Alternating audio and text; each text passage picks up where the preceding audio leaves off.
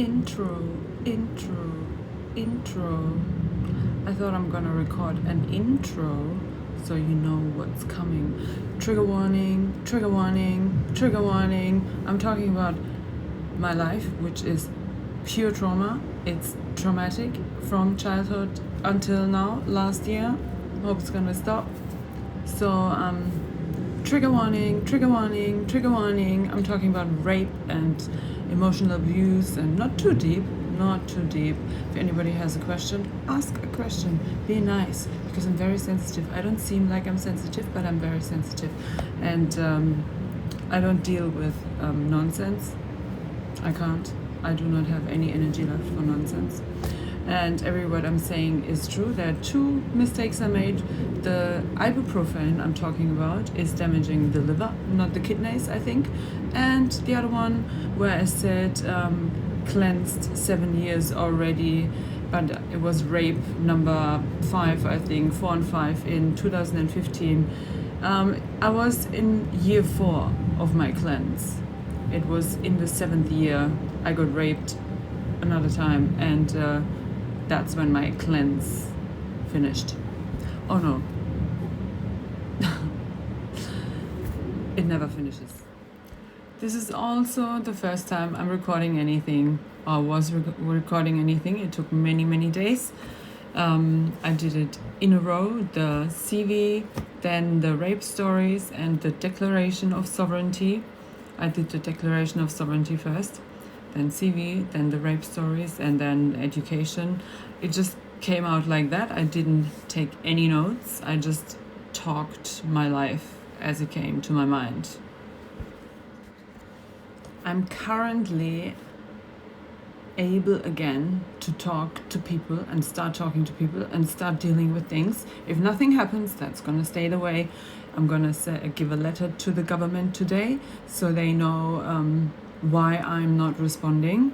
And I think I have very valid reasons to not respond to anyone, because I have insurance, I'm getting money from the government, but they still send private bills to my person, to my sister. And I was so traumatized at the time I got the first appointment. So traumatized. I don't know what happened in Asia. Look up Asia. And I was so traumatized. I was in bed every day for almost a year. In bed every day. I couldn't even go to the gym. I was like planning to go to the gym again and start life and do something. And I was so traumatized. And in my opinion, treating someone like that while they're so traumatized and not helping in any way and not stop the bleeding and sending private bills, it's impossible. There's a saying in German, die Würde eines Menschen ist unantastbar. There should be like, is there any dignity for people like me left? No, I don't think so. And rape is legal. That's like one of the main things I learned during my traumatic life. Rape is legal. The German government asked me for a CV, and I promised to myself I will never write a CV again, because last time I wrote a CV was for an immigration agency in Australia who laughed at me because of my CV. So my CV actually is absolutely nonsense, because I always try to be a normal human, first in Germany, then in Switzerland, then in Australia, and every time I try to be a normal human, I got raped. So I got raped at 18, in my early 20s twice, in my late 20s once, twice, in my early 30s again, probably twice, I don't know, I went there twice, but the first time I didn't realize, and the second time I went to police. And then the late 30s, and now I am 41. So I'm currently legally named Christina Veith, born on the 29th of September in 1983. I look like a somewhere in the 30s one. This is a filter. I love filter because in the future I'm planning to look like the filter in reality again. And I'm not ashamed of that. Some people wanted me to be ashamed of that, but I'm not, because I lost my life. So why can't I look the way I looked like when I was not raped? My rape stories are all written down on an Instagram profile called Telekinonania.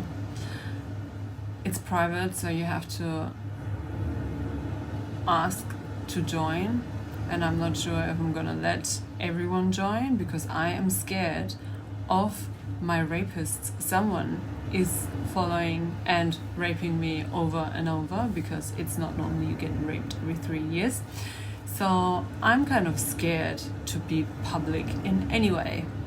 I go public, let's see what happens. Maybe I'll be dead next week, you never know.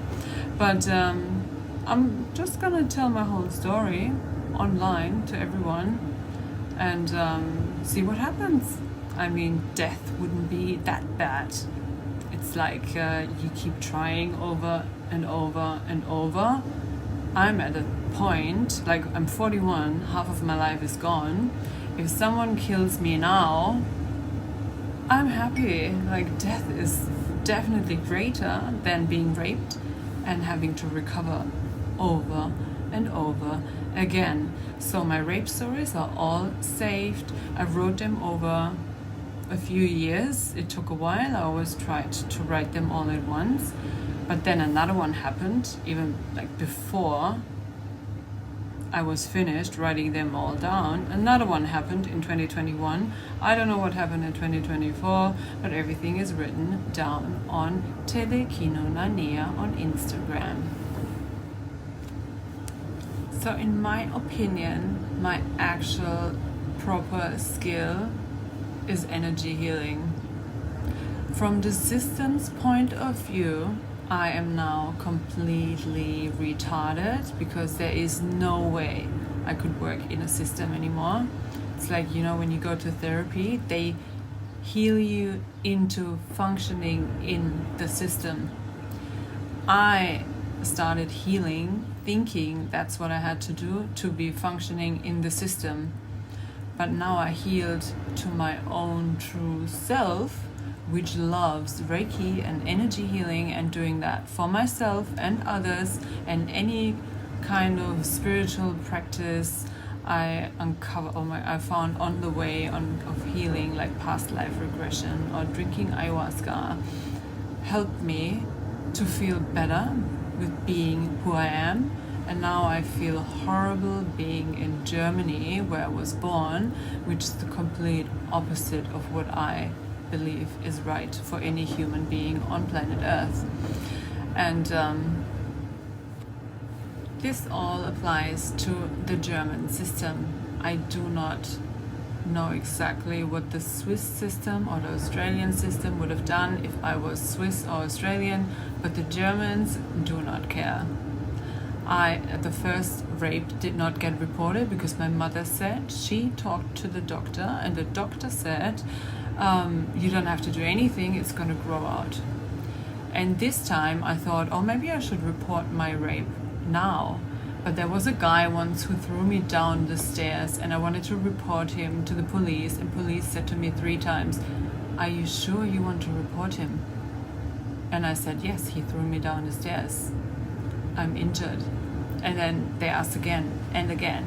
And I'm like, why would you ask 3 times? He threw me down the stairs, and I reported him and nothing ever happened. So what happens if I go to the police now and report the 4 rapists when I was 18 and the other rapists when I was in my late 20s? What would happen? I don't even want to know, because they just stress you to death and nothing happens. You cannot prove the rape. Even the friend who knew the guys who raped me didn't believe me. And the other friend, she quit our friendship after it happened because she was kind of there and left me asleep in a bar. So nothing would happen. You can't lock them up, and I'll be just more stressed, more traumatized from reporting a guy who actually hurt me. So that's the German system. I don't know what would happen if I was Swiss or if I was Australian and reported them in these countries, because there are more in Switzerland and more in Australia. Now the doctors are not even helping me with what I actually have as a sickness. Like I have internal bleedings, I have like obvious need for someone to talk to, because I'm not talking to anyone in Germany. I'm not talking to my family because my family I don't think they believe me. They treat me as if whatever happens is my fault, and because of me being me, my spiritual me, and spirituality is so funny, kind of have not even a right to feel that sick and take time to recover. Like, I'm taking a lot of time to recover, and it takes even longer because there is no emotional support there. Not a therapist. The doctors would not even let me get there. I went there and he was treating me like, yeah, but you know already what that is. And and I'm sitting there, oh yeah, okay, fine, I'm fine, I'll do it without you, but don't talk to me. Like, what do they want? They they talk to me like I'm healthy, then what do you want from me? Like, don't expect me to see a doctor when I'm healthy. And that is why I decided to do everything by myself again. If they don't want to find the cause, or they want to send me to see doctors like every week, and I don't know what the process is, for nothing. Like, I see a doctor and no result. I see a doctor, no help. I see a doctor being treated like shit, feeling traumatized, like just from seeing a doctor, and nothing helps. Nothing helped. I just got bills, doctor bills. I have insurance, but I still got private bills while I had insurance from the government. That's another amazing thing that happened. I got a bill and I have to pay for what? For being sick and being damaged by other people? Yeah. Fine, next. So I'm not seeing any doctor anymore because every time I saw a doctor, and it was many times, too many times already, nothing happened. No help. I didn't get any medication, no treatment. I was just being checked and then left alone again. Checked, left alone again. No help. Zero help. Like nothing. And so I help myself. I just find my own ways. I find my own nutrition. I exercise. I go to sauna, and I try to get rid of everything that's attached to my physical being. I do the Reiki. I clear my throat chakra. I clear my third eye. I talk to spirits and God and the angels in heaven. Even if it's funny for the Germans, I don't care in Germany because I'm leaving you, Germany. You're not spiritual enough for me.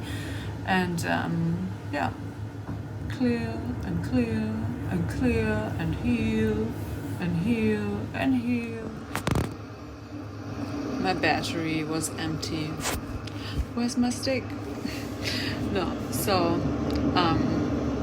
I didn't want to make fun of spirituality. I'm just making fun of it. It's sarcasm. It's called sarcasm because I feel like in Germany, there was like a woman last week. She was injured, and she started talking to me, and she said, "Oh, you're so beautiful, and look, my injury and my accident," and she just showed me everything in detail, and I started clearing right next to her because I thought, what the fuck, why are you showing me your injury and your accident? I didn't ask for that. And then I mentioned to her what I do. She didn't even hear what I said. She didn't even hear the words. She just kept talking about whatever, accident, injury, That's how I feel like in Germany. Like, I talk to people and they're not even hearing me. They don't hear what I'm saying. I'm in a total different universe. I'm not here. And I'm not even speaking German. I'm listening to German.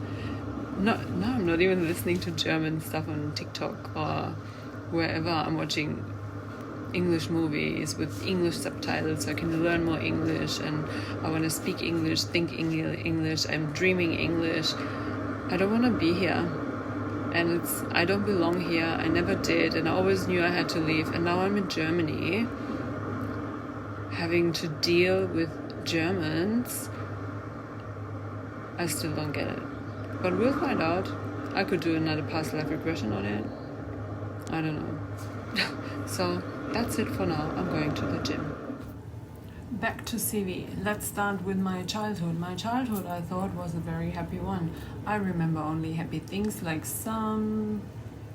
now I know when I look at my mother and how my sisters and everyone treated the new children in the family, I realized, oh, that must be traumatic. So they kind of destroyed the personality of all of us. It's kind of a regular thing people do in Germany. You have to be that robot that functions in a system more than in other countries. So that's what they do to girls, little boys. Like they tell you, you cannot be this, you cannot think that, you cannot be this person, you cannot do that, you have to follow the rules, you have to be strict, you have to do this, you have to do that.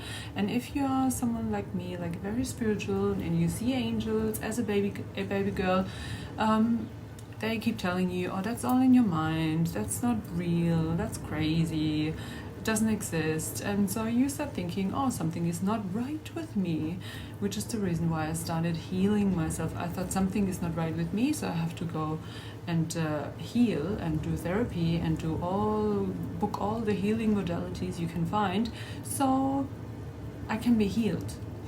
And my childhood, I don't know, I don't remember much, but I remember happy parts. We traveled a lot, I had lots of fun. I think I suppressed everything, and I was just a happy, I was nice to everyone, everyone's pleaser, a little Libra, and just cute and happy, and I don't know, everything was kind of fine. I had friends, I played in the woods, I had like so many opportunities. I could like do almost anything I wanted to do. I couldn't do the hobbies I wanted to do, which messed up my teenage years, but I got everything that was on my list. Christmas, birthday, like make a wish came true, make a wish came true. But I wanted to play the mandolin, and my mom convinced me to play the violin and the piano. And I played the flute, like the tiny flute, the C flute, and the other flute, the bigger one. I wanted to play tennis, but that was too expensive. I wanted to be a ballerina, but apparently there was something wrong with my hips, so I couldn't be a ballerina. Instead, I went to soccer, girls' soccer, which they stopped because we didn't have enough girls. Then I did volleyball, but I stopped because I hated the stretching, which is weird, the stretching, and I got punished always for like being wrong with this and that. I just felt like, oh my god, everything I'm doing is wrong, so I didn't want to keep going. And your teenage years. So in my teenage years, I got bulimic as well. It's the first disease I had to recover from. My sister found out. I didn't think there's anything wrong with it, like spending all your pocket money on food and then eat it and throw up, and then find the best strategy to eat and drink what so you can throw up even easier. And my sister found out. She said, oh my god, are you throwing up? That's not normal, go and have therapy. And I said, no, why? I could stop if I wanted. But I couldn't. I didn't know I couldn't. I didn't even realize it was a disease. I thought that's normal because my friends did that as well, and sometimes we vomited together. So yeah, that was the first therapy I went to. So I had 2 sessions, stopped vomiting, put on 9 kilos in 2 weeks. My skin broke and started bleeding because of it, but I decided, oh my god, it's sick, I don't want to be sick, so I stopped vomiting, but I kept eating and kept the food inside. So you had to get fat for a little while, and I accepted that. But then later you lose the weight again. And then in my teenage years, at 14, I had my first time sex, which is bad. Like a guy asked me there was like a huge yearly event in our hometown. There was a guy, we were sitting in a beer tent, and he asked me, do you want to have your first time sex? If yes, meet me in 15 minutes next to the church. And I thought about it, 15 minutes? Okay, why not? Let's get it over with. So I went to the church and had my first time, and it was shit. At 16, I started again. Like, before I had kind of a kissing phase. I had a bet with my best friend, and we said, oh, who can make it to kiss 20 guys before New Year's Eve? So I started a kiss list, and I wrote down every guy I kissed. Like the first 125 guys were listed on a list. Unfortunately, I don't have the list anymore. I wish I kept it, but I keep throwing away everything. I'm a minimalist. I hate keeping paper or anything or any materialistic things in general. So that's gone. I hope I got a picture somewhere. But yeah, I made it, the first 20. She gave up like before she had 10, I think, because I was very motivated to kiss the 20 until New Year's Eve. And New Year's Eve, I kissed the last 3 just before midnight. I was so motivated. So these kind of things became a sport for me. I liked playing with the energy. I went out, I made a wish, and I manifested these things, and they worked. So it kind of made me feel powerful. At 19, I had 78 people on my list circled, and the circle meant sex. So at 19, I had sex with 78 guys. And at 100, I planned to do like to evaluate the list and then compare how many of 100, what percentage of 100 is a good kisser, is good in bed. But when I came to that number, I realized you can't really do that. It's like there are too many humans. 100 is not enough. There is much more difference from human to human than 100 would deliver. So I needed more to evaluate. At 19, I also flew to our Finnish school, high school, I think it's called, and worked the summer, and then flew to Australia with like not much money and became a backpacker. The first 6 months I worked like jobs in service jobs, and I cleaned Novotel, I did catering, worked in a restaurant, I did process work, I packed like letters in envelopes, I lifted magazines on machines, I went to Mildura and did pruning on the fields, all kinds of backpacker jobs you could get. And then with $30 in my pocket, I ended up in Melbourne, where I could not even find a dishwasher jobs. I got like trials for a day, $70 paid for a trial, and they never chose me. They said, you're too slow. I loved dishwashing, but I couldn't even get a dishwasher job. So I had to call my mother, ask for money to book a train, a bus to Sydney with a girl from Hamburg who had 2 friends who we moved in with. And they had us stay until we found work, and that was Novotel. In Novotel, I found body chocolate in the bin and thought, I want to sleep in these beds. I don't want to clean them. I want to sleep in them. And then I told that friend, you know what? I always dreamt of getting money for sex. And she said, oh, I always dreamt of becoming a stripper. And then she showed me these advertisements in backpacker magazines, and I went to one place. We both actually went together to my place where I wanted to apply to get that job, and we went to her place to apply for her job. So she worked like constantly in her place. I worked for 3 weeks and then not for 3 months. Like in 3 weeks I had enough money to live 3 months, so why would I work more? And yeah, and then after 3 months I worked another 3 weeks, and that was it for a while. And I wanted to stay in Australia. I did not ever want to leave again. I really, really love Australia. I feel home in Australia. Australia is the only place in the world where I feel like I do not have to leave. I just want to stay. I want to stay somewhere and live there, and that's it. Every other country I've been in, I felt like I have to go somewhere, I have to do something, I have to change something, I have to be here, I have to be there. I could travel the world, but not in Australia. In Australia, I feel like I can stay there until I die. That's it. So I went to Germany and wanted to pack my stuff. In Germany, I realized I got a culture shock. I was so shocked. The difference of me experiencing Australia and Australian lifestyle, and the people there changed me completely in my first 9 months there.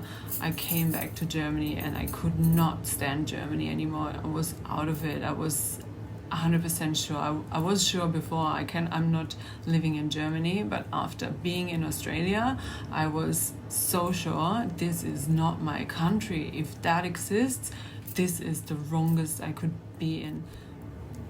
So I couldn't believe the difference between Germany and Australia ever. It's like two different worlds. The world where you really have to be responsible for yourself because nobody follows the rules, Australia.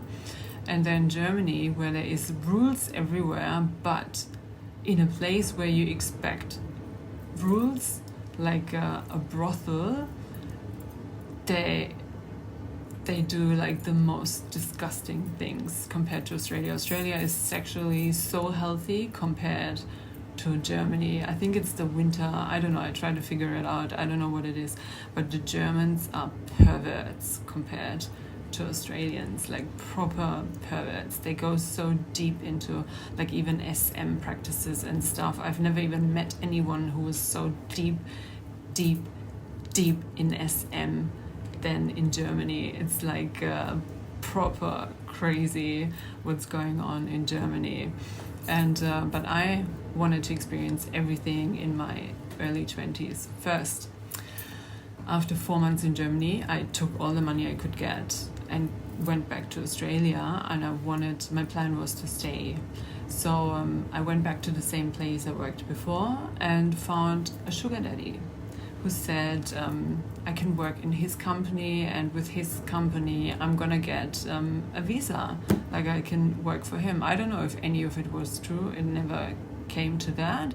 But after I think 4 months, again, like my old visa ran out, and I thought I was on a bridging visa because the woman at the immigration office said to me, you get the bridging visa automatically when applying for the work visa. I did not apply for the work visa. That was the sugar daddy.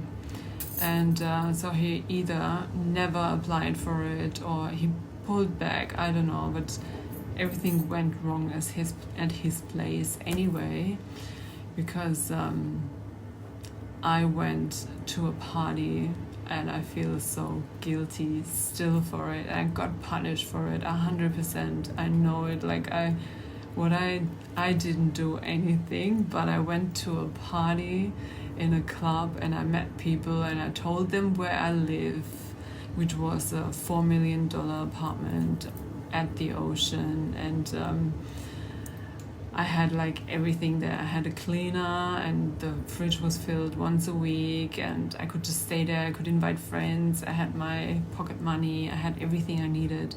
That guy just showed up once a week, so I really think he was married and never told me, but he was so in love. And I went to a party on the weekend and I told people about it, and these people robbed the apartment. So my silly, very young, naive, super naive being didn't know people like that exist. These guys, they took me into their apartment, and when I said to one of the guys, I know it was you, because I could see they were stealing things, and there was like a piano, and the next day the piano was gone. Then there was a fridge, there was a TV, and the TV was gone the next day. So there was like furniture coming in and out, and the alarm. Furniture coming in and out of the building, and I knew their job was, like, in that moment I knew their job was to rob houses, and then they just held me like a pet at their place. I couldn't go back to the place I lived in before. The guy said, I never want to see you again, just leave. He gave me a suitcase because they stole my suitcase, they stole my money, so I had to have a suitcase of my sugar daddy, who was like so hurt and devastated, and I could not, like, I didn't even know what to do. I could not pay him back, and I don't know.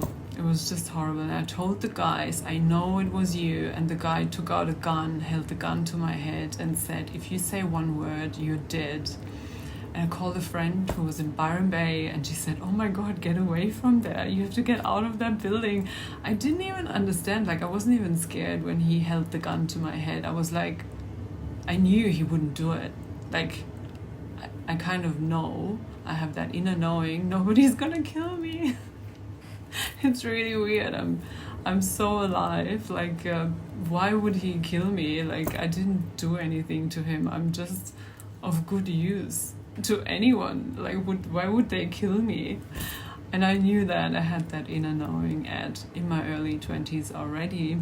But my friend said, oh my God, take your stuff and leave. And when I saw the guy breaking his friend's arm, like they had a fight over something, and he broke his arm, I packed my stuff and left. Went to Byron Bay.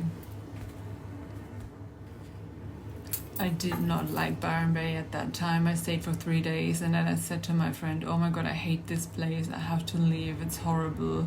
There was only one bar at that time. It was like 20 years ago, and it was Tool Shed or something.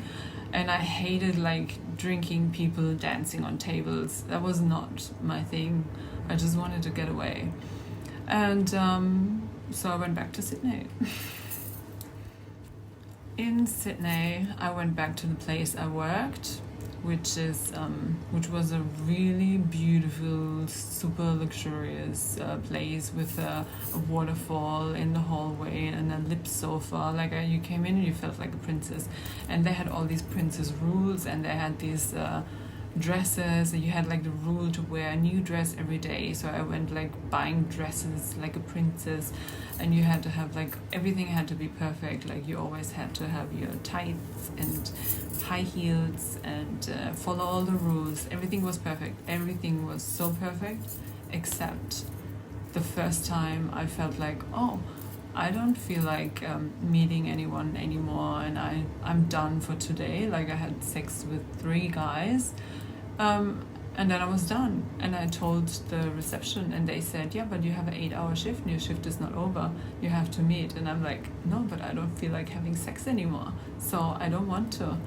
And they said I have to, and I'm like, no, you cannot force me to have sex when I don't want sex. Like, I have sex when I want sex, but not when I don't want it. So I sat under the table and cried, and I said, no, you cannot force me to have sex. Like, no. And that's the first time I realized, if you have an 8-hour shift and you are kind of being forced to meet a stranger and have sex when you don't feel like it, that must be wrong. Okay. At that place, I met a girl who told me about a guy who had an escort service on the beach up north, a little bit up north. So I went there and got my own apartment. Like, you shared the apartment with one other girl. You lived there, you had a driver, and the driver picked you up and he brought you to appointments and then back to the apartment. It was like perfection. Like, what else would you want? And up until now, every single time I had an escort, I had fun. Every escort service job was fun. I have never met one someone who's not interesting, or someone who didn't bring any value to my life just by being booked for an escort. So that was my absolute favorite thing to do. Next, I packed my stuff with that escort money to fly to Germany and take everything I own from Germany, go to my mother's house, pack everything up, and move to Australia forever. That was my plan. But when I got on the plane, got through customs, they told me I do not have a visa. And I couldn't believe it. They double, triple checked. And they said, you don't have a visa, not even a bridging visa. And I said, it's impossible. Like, they told me at immigration, I get the bridging visa automatically. But I overstayed my visa for more than 90 days. So you get a 3-year ban. I cried 10 hours to Japan, to Tokyo. I cried. I couldn't believe it. I thought that's impossible. I wrote a letter to the immigration. They told me, like, if you have compelling reasons. Now I understand. If I had done that, they probably would have let me back. But I wasn't sure if my reasons are compelling enough, and I felt so guilty because of what happened with the guy. And the guy who wanted to get me the visa, I don't know what he told immigration or if he ever lodged the application, but I felt like I deserved that for what happened.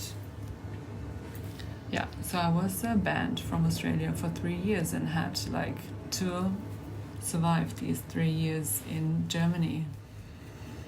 And in Germany, I made sex my science. Like, I tried to find a place where I could work in that job, which is similar to what I found in Australia, like the escort, but I couldn't find anything. I stayed 1 day here, 2 days there, and 3 days there maybe. I think the longest I stayed anywhere was 2 weeks, and I could never, ever imagine staying anywhere there, because the rules, the laws, how people treat each other in Germany is just not for me. I cannot believe, even now, I cannot believe how people treat each other. It's not possible. So in one of the jobs, I met a guy with who was very into sex parties and stuff, and he organized gangbangs where I went to for interest, not for money. I didn't get paid for it, but I went there for fun. I just wanted to experience a gangbang once. I went there and I chose, he introduced every guy to me, and then he had me choose 4 of the guys who I went next door with, and then had fun with them. There were 20 people watching, 4 guys I had sex with. It was an amazing experience, but it was an experience, and like most other experiences, I only needed them once to know what it's like. It's nothing you have to repeat, because experience is experience, and I wanted to know everything about sex you couldn't possibly know. I studied sex, I read books about sex, I studied relationships, I studied sex in relationships, what does it do, the emotional part, how people get involved and how hard it is, the jealousy and I don't know, everything. I just studied sex in and out. It was impossible to get me into a relationship. I always said, since 16, when my friends started being in relationships, I said, why are you getting into relationships now? You're gonna break up anyway. So, and I said that because I knew for myself, whatever I would start at 16, it wouldn't last. So I wanted to make sure I had all these experiences I wanted to have in my head. There were so many fantasies I thought I have to tick off, because when you're in a relationship, you do not want someone else. You do not want to have to tell your partner, I have to experience this, I have to experience that, because when you're with your partner, you want to be with your partner, and you realize very early it's very complicated to manage the emotions when someone has several partners and jealousy and stuff. It's too much, in my opinion, too much for a relationship. You have to have these experiences before you get into a relationship, or you have to be in a relationship with someone who is not attached to emotions or jealousy or any kind of weird feelings when it comes to sex. I've met many couples in these sex worlds where I ticked off all my fantasies. I went to fetish parties, like I had a fetish party phase in Cologne. I was in Cologne the most of the years I had to spend in Europe before I could go back to Australia. It was like the only thing on my mind was like get it over with and then go back to Australia, which took 4 years instead of 3, but for other reasons. So I visited these fetish parties and I met many couples where it worked. Like they were so detached from these emotional parts when it comes to sex in relationships. And I was impressed by it. So I thought my man must be kind of like a man like that. But I only fell in love with guys who would be jealous of me being with someone else, or even the thought of me being with someone else.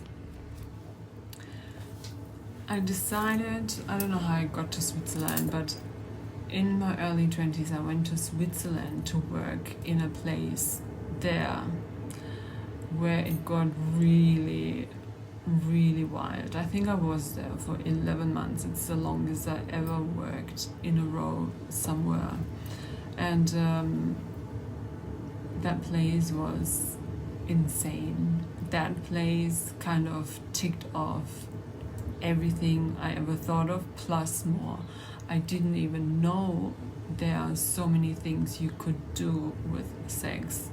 I didn't know that. I still can't believe them, and I've seen it, and that was it. And then I met my now only ex-boyfriend. When I met him, I knew I'm done. I'm so done with my sexual experiences, and now I'm ready for a relationship. I fell in love with the guy, with the man, and thought that's it. I can be only with him. There is no fantasy left. I don't need anyone else. But I'm also a very honest person, and I told him everything about me, and he was a jealous man, and he probably thought I could not only be with him, which was not true. When I have a man I'm in love with, he is enough. He is so enough. I do not need any other man if I am with my favorite man. It's just the way it is. Why would I want second favorite or third favorite if I can be with the favorite? That boyfriend I met 2 weeks before I flew to Australia after studying hairdressing, which failed because I just couldn't deal with the people. They had no respect. Like there was such rude behavior. They like emptied the rubbish on the floor and then wanted you to go on your knees and separate the rubbish. And I paid so much money for that private hairdressing school which I only did to get a visa for Australia. So I wasn't even studying because it was my absolute passion. It was only to get the visa for Australia. I would have worked as a hairdresser because I really wanted to be in Australia. And hairdressing, like I liked the beauty part of hairdressing, not really the cutting. And the people had no respect. Like they even pushed you to the side when you were at the desk. I didn't get my tips. I don't know. I had the things I liked about hairdressing was like when a grumpy customer arrived, my goal was to have him leave happy. That's what I did. Like any person, no matter in what state they were, they left with a smile. That was my goal, and I managed that 100%. It's like the first time I realized what one of my true skills is. So when I was done with the hairdressing thing, which I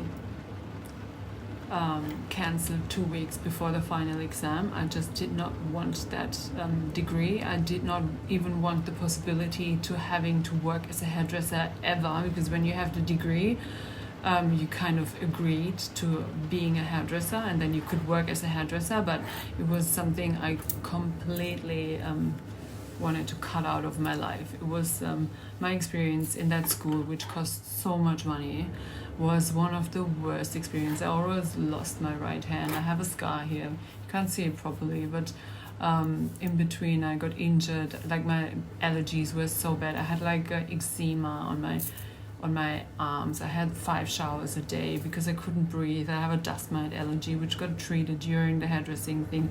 So I was like, even my body was completely rejecting the whole education. And the principal said, when I said I'm leaving, he said, I knew that from the start. I'm like, oh great, you had me spend 20,000 euros on this school, get an apartment, get a car, just so I can do this. You treat us like shit. And then your last sentence is, I knew that from the start. Thank you. You're welcome. When I met that boyfriend who was like going to the same sauna than me and the same gym than me, which was like very near the place I worked at, I didn't know he would be going to be my boyfriend. For me, it was like I didn't take it serious, but 2 weeks later I flew to Australia. My dream came true. Finally, I could go back to the country, which felt home from the first time I landed. And he was with me on the phone for 3 months every day. And I had so much money saved. The money was actually was the most money I have ever saved in my life, was to stay in Australia. I wanted to find a way to stay. That was like my only goal for 4 years. And then finally I went, but fell in love with a man in Zurich, Switzerland. And he called me every day for 3 months. In between, he even took a holiday from his work to visit me for 1 week in Sydney. We spent a week there, and then not long after he asked me to come to live in Switzerland with him. And I went back to Switzerland. In Switzerland, I kind of spent all of my savings because I couldn't find a job, which we both were happy with. Like I applied for 100 positions in as kind of a secretary. I had no education. My school education included a degree as a business assistant, and I was my degree was a business degree. But in Switzerland, you can only apply for these positions if you have at least 2 of the languages, common languages required in Switzerland, which is at least Swiss German and English, or Swiss German and French, or French and English. But I couldn't do anything properly than German and English. German and English. I have French. I had French for 2 years, but I wasn't fluent, so all the positions I applied for I couldn't get. Then he tried to help me get into friends' businesses. I don't know, he introduced me to friends who had businesses, and I had trials, but nothing really called me or made sense. And then finally, after the 100 applications, I said, that's it, I'm gonna send one now without a CV. I just did not send a CV, and it was a job. It was a service job in a nightclub, or a club for events of companies. Companies could hire the club to arrange business events and private events. And that job I got immediately. They invited me. They didn't even ask for a CV. I sat at the table. They asked a few questions, and they said, you got the job. You can manage the area where they manage the jacket. So people would bring me the jacket, and I would just take care of their jackets. You give them a number, and they pick up the jacket at the end. So I was kind of the manager of the area. And I liked it. I liked to put things in order, and everything was fine until my boss quit. I don't know for what reason. I tried to find out why she quit. She was amazing. She treated me with respect. She always gave me work. Everything was perfect. But she left, and the new boss was not to me impossible, like just like my family, impossible to deal with, like humiliating on all levels. Like he would just take out his personal stuff on employees. Like I refused to do what he asked me to do because it was just torture. Like there was no reason, like for me there was no reason to do whatever he asked me to do. It was just to torture people. And so I had to go, and a few weeks later he had to go. He quit because of depression or something. If I had known, I might have stayed, but some things are just like if work is work, like I work the work, but you cannot use me for your personal pleasure of torture at work. My now ex-boyfriend, he did not like that work. It was like there were 500 people per night passing me by, and so many men to be jealous of. Like, that's my opinion. I don't know what his real problem was, but I don't know what he wanted. I don't know what he thought I'm capable of, but I told him I want to start studying. Like that was my actual plan before the hairdressing, even studying. So I even thought I want to do the hairdressing, but then I still want to study.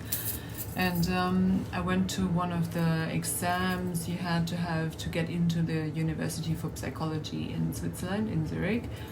And now I kind of realized, like, he started a fight in the morning and really tried to trouble me, and I went there and I failed. Like, I was less than average and I didn't feel well. I don't know, everything was weird, but I didn't pass the test and I couldn't get into the psychology. I couldn't get into that university for psychology degree. Like, I was not good enough. So I researched the whole internet for universities which would take me, and I found one online university in Germany and started studying business psychology with a major in market and advertising psychology, which I really, really, really liked. And I'm really, really glad I did it online, because now I know I would have never lasted in any place for 3 years. Like, only because I chose to do it online is why I managed to get the degree, to graduate. Up until this time, I started studying, like, coming to my spiritual path. At 21, I started reading books about astrology. Like, I thought I would even study astrology if astrology makes sense in the end, but all I was focused on was relationships. So I studied astrology until all the books started repeating themselves. And I met a girl once. She could look at a person and then after 3 minutes guess their star sign. I was so impressed by it. I wanted to study astrology and then get to the same level of skill, but I never got there. Like, sometimes I could see he must be a Taurus and it was true, and he must be a Scorpio and it was true, but I could never, like, look at any person and then guess and be right. So I don't know, I didn't feel good enough for that either. But I studied astrology as much as I needed to know everything I need to know for what is important, for what I believe in. And then I started studying books or reading books about spirituality, people who channel entities. I read channel books which opened another world. First I just couldn't believe it. I read books about positivity, and then positive psychology and intuition, and then power, all these topics, power games, power structures, intuition, like how you can train your intuition. And I started training my intuition at 21. I just knew personal development, like, has to be my number one thing to get anywhere. During the relationship with my ex-boyfriend, who is a master manipulator, he could just manipulate me like a doll. like he wanted anything, and he knew, like he looked at me and he knew what to say, and he knew what to do, and I would just do whatever he wanted me to do. And he often explained to me like how he did it, like the techniques he uses. Like when we had conversation, relationship talk, it was always, I always felt like I'm in a business meeting. We were sitting at a table in front of each other, and then he told me like he even has a structure for relationship conversations. Like he before we talk, he knew what he wants to talk about, and he told me like he knew what he has to say first, or if he wants me to decide for a certain thing, like like when you offer just a number of decisions, and then you decide between one of these ones, and you only present examples of what you want, the outcome will always be good for you.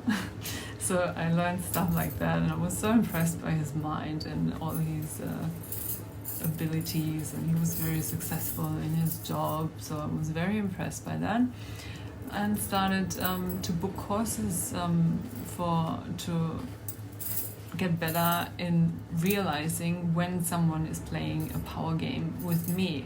Like I liked what I saw, but I also didn't want to be overpowered by the other person, so I started studying booking courses about power games and how to manage them and things like that. And I just wanted to know like when that happens and how to intervene, and never to use them. Like later I realized I never really want to use them. Like you need to be able to use them to function in the system. Like if you want to work an office job in the system, anywhere in the world, in the business world, working for any corporation, you have to be able to manipulate and to play the game. But I'm living by the law of karma, and the number one rule of the law of karma is to not take away another being's will. And if you manipulate someone and play a game, you're taking away the will of another person. And I can't do that. It's like I'm so anchored in that belief and in that law, I cannot and will not play that game. At that time I didn't know that it is the law of karma, because I haven't thought much about karma yet. But I just by listening to my true self and who I am and what I feel comfortable with, I knew this is not it. I can't go this way or that way. Like whenever I chose to do something, it has to align with who I am. I didn't know at that time it's karma, and I didn't know at that time that means I can never work for any corporation. Which is kind of the problem, because I finished my bachelor degree in business psychology, and I'm not gonna be self-employed with it. I'm happy I finished because I really, really liked the challenge. I developed so many skills I didn't even know you could develop. Like finishing a university degree is really development of yourself, and I'm proud of that, and I'm glad I did it. But for my family, it doesn't mean anything if you don't make use of it. They don't realize that I'm making use of it every day. Like it's a part of me now. It's my education. It's no matter what I'm going to do, it's gonna serve whatever I'm gonna do. So now I am realizing from the system's point of view, I am completely broken because my true self does not fit in the German system. I think it fits in the Australian system, and I'm gonna keep going, being me and starting to work what I believe in. I cannot join the German system. It's impossible. I believe Switzerland is possible. Switzerland would let me be my spiritual self. But in Germany, I feel like if I even start advertising here, I'm not sure if I could even survive. Like, I don't even want to know if I could be sure. It's not my place to be. I do not want to socialize. I do not want to be here. I feel like my spiritual self, the core I found, has nothing to do with Germany. My battery is empty, so I'm starting again in another corner of this room I'm currently living in. So my core, back to the core. How did I find the core? Let's go back to 25 relationship. Didn't go well. Well, I learned a lot. And I learned that a karmic connection is a karmic connection. Like, I got into the spiritual topics, and karmic is karmic, and that is like one of my top passions. I really want everybody to understand that karmic is karmic and karmic ends. You have an either karmic connection with someone or not. And non-karmic means you can always forgive each other.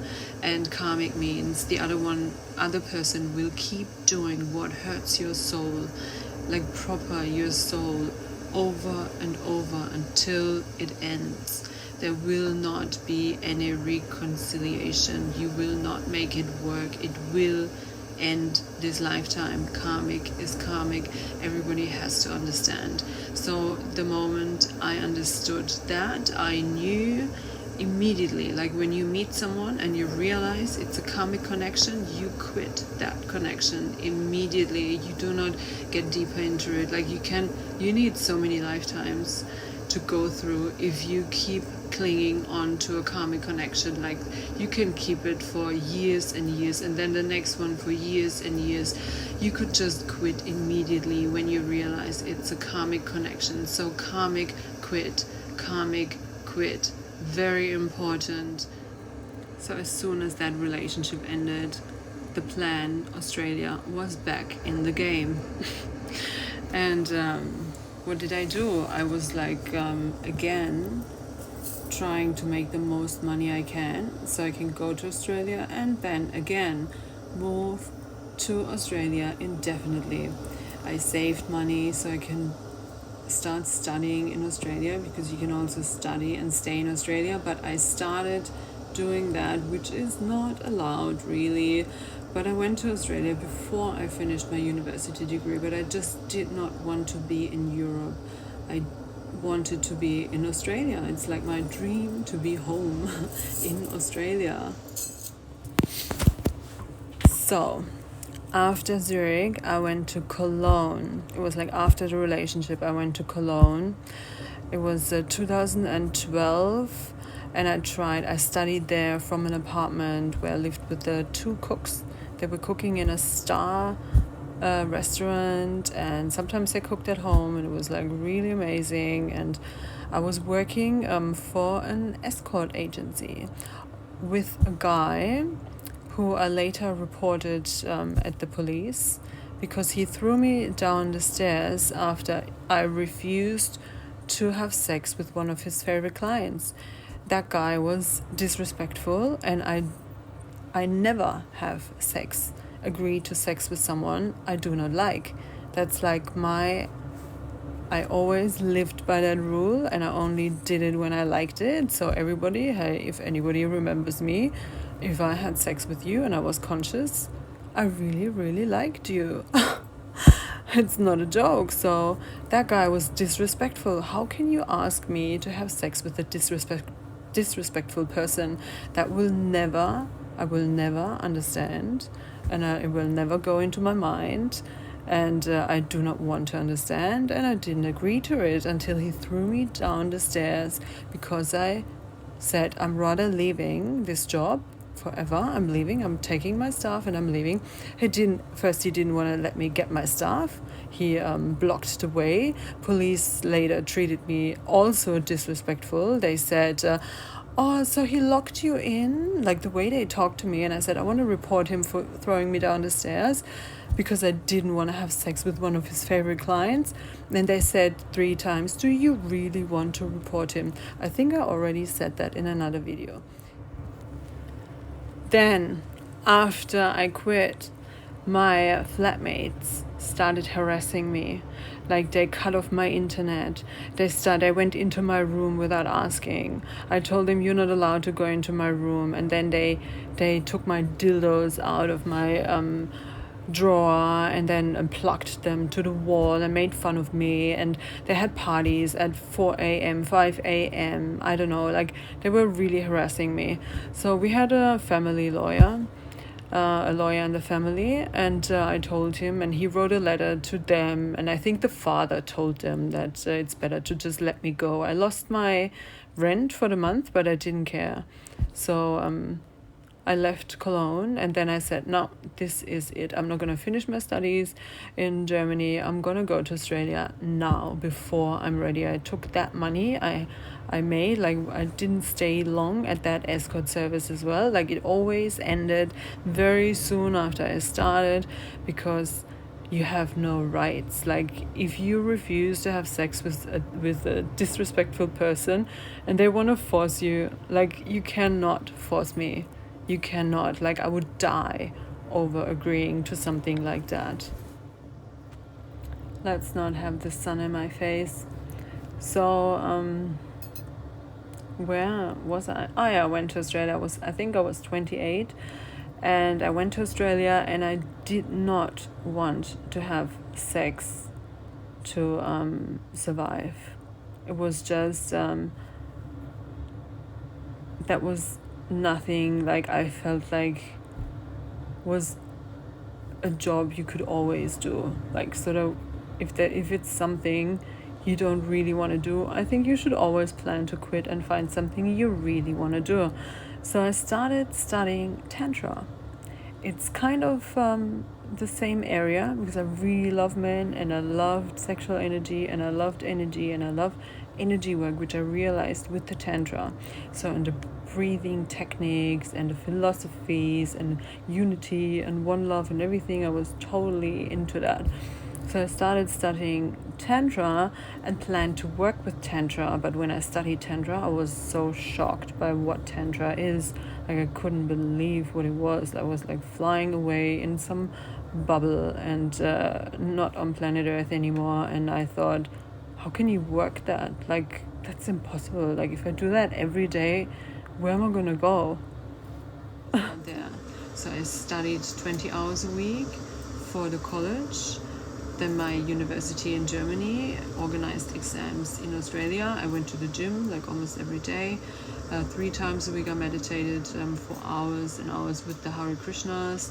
I had a guy I met, or again, just before I left Germany, I met a guy who was really, really, really into me, and I was really, really into him. It was not real love, but it was definite sexual online connection. And he called me up to 5 times every day. That was my only private connection in any way. So I worked in massage 6 to 7 days a week, because I had to finance my German university and I had to finance my Australian college. And there was not much left. Like, I paid this, I paid that, and there was no private life, nothing, just gym, meditation. And in the end, I changed colleges twice, and because the first one changed the law and they wanted me to start over again. It was children's services, childcare. The second one was, no, first one was English, and then they said, oh, we don't know what to do with you. Your English is too good already, like for this level. So I studied childcare, and then I studied human resource management, but that was no fun. It was actually the worst subject during my university studies as well. So I decided to go back to Germany, and I remember I bought tarot cards, my first set of tarot cards in Australia, and read the cards, and the cards said, if you go back to Germany, it's hell on earth. Kind of like, don't do it. But I threw the tarot cards in the bin because I couldn't believe it. I thought, if they say something so bad, spirituality must be bullshit. Like, I couldn't believe spirit would tell you something so bad.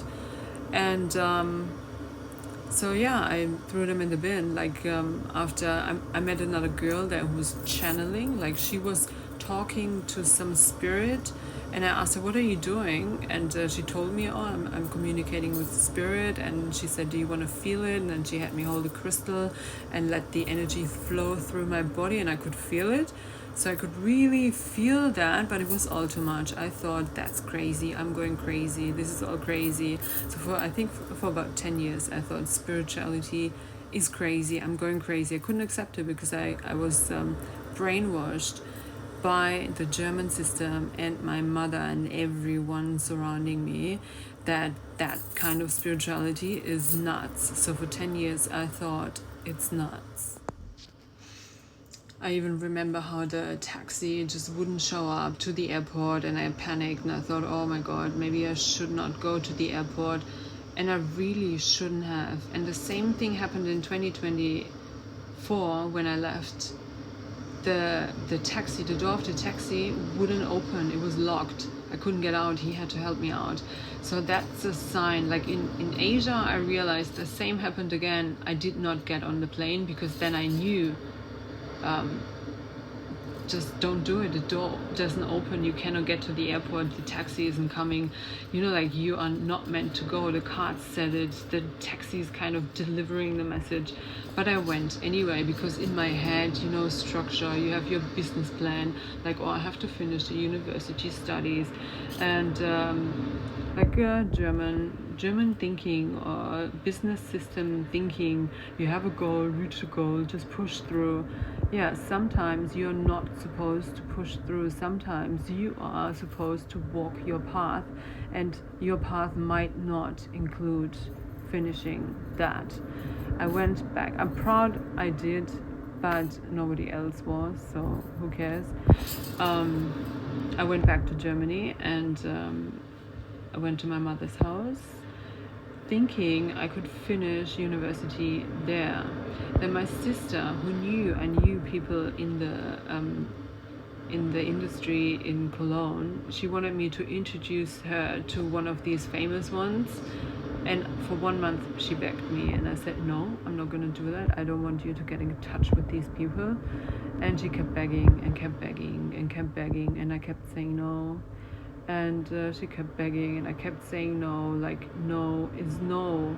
And then after 1 month, she stopped begging. And then someone told me that she told them I have a paranoid personality disorder. So I talked about spirituality with my family, and the result is them thinking I have a paranoid personality disorder, which from the system's point of view, I wouldn't even could be like, if a therapist says that, like from the system's point of view, the system that wants you to function like a robot and not have any intuition and just work on your business plan and ignore all your emotions. And the most successful are the psychopaths and the narcissists, because they can ignore their emotions and they can manipulate and they can abuse and they can hurt other people. It's like perfect for them. It's perfect. And if they call me that because I don't function like that, and I'm a human who doesn't want to hurt other people and who has the intuition to know when other people are being hurtful, and you just know when they are doing something behind your back, against your will, and whatever that is, call me sick. I don't care. I just remembered the reason why, like the moment I felt like they thought I'm crazy, was when I told them I drank ayahuasca. Ayahuasca is that plant that makes you hallucinate, and in my opinion, it kind of turns your subconscious into the outside world as a hallucination. Like my subconscious, everybody's subconscious is unique, so I could deal with my subconscious in form of a hallucination, which helped me immensely. So I believe, like, if you're on the path, ayahuasca will call you, ayahuasca will meet you. You will only do ayahuasca if ayahuasca comes to you. If you try to search it, like everybody who gets in contact with it and you do it, you're supposed to do it. You can always say yes, you can say no. It doesn't matter what you do. The thing you do is the thing that's on your path. And ayahuasca was one of the most helpful things I have ever done in my whole life.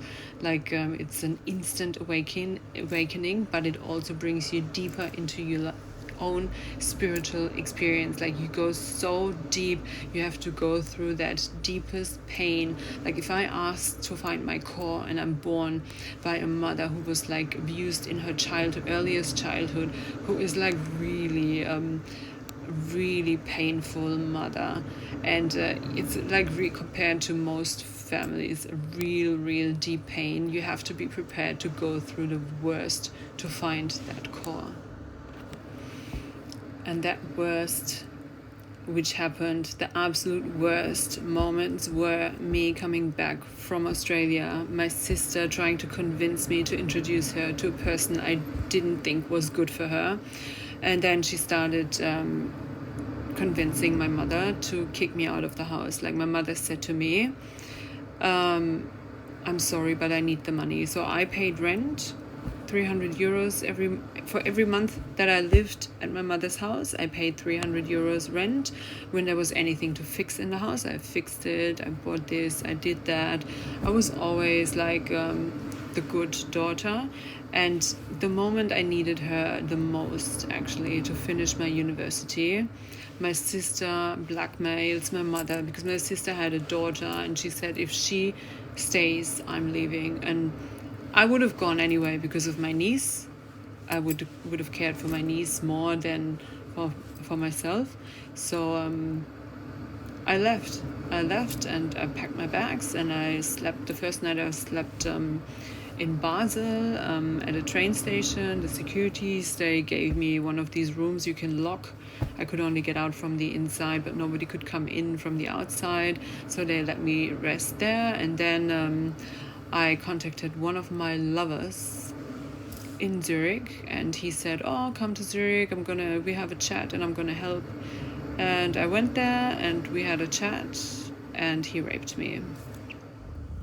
So the two most painful things in my whole life: my family kicking me out of the house when I needed them the most, and then a lover from the past, raping me, pretending to help, which kind of became a habit afterwards. Every time I felt like somebody wanted to help me, something horrible happened again.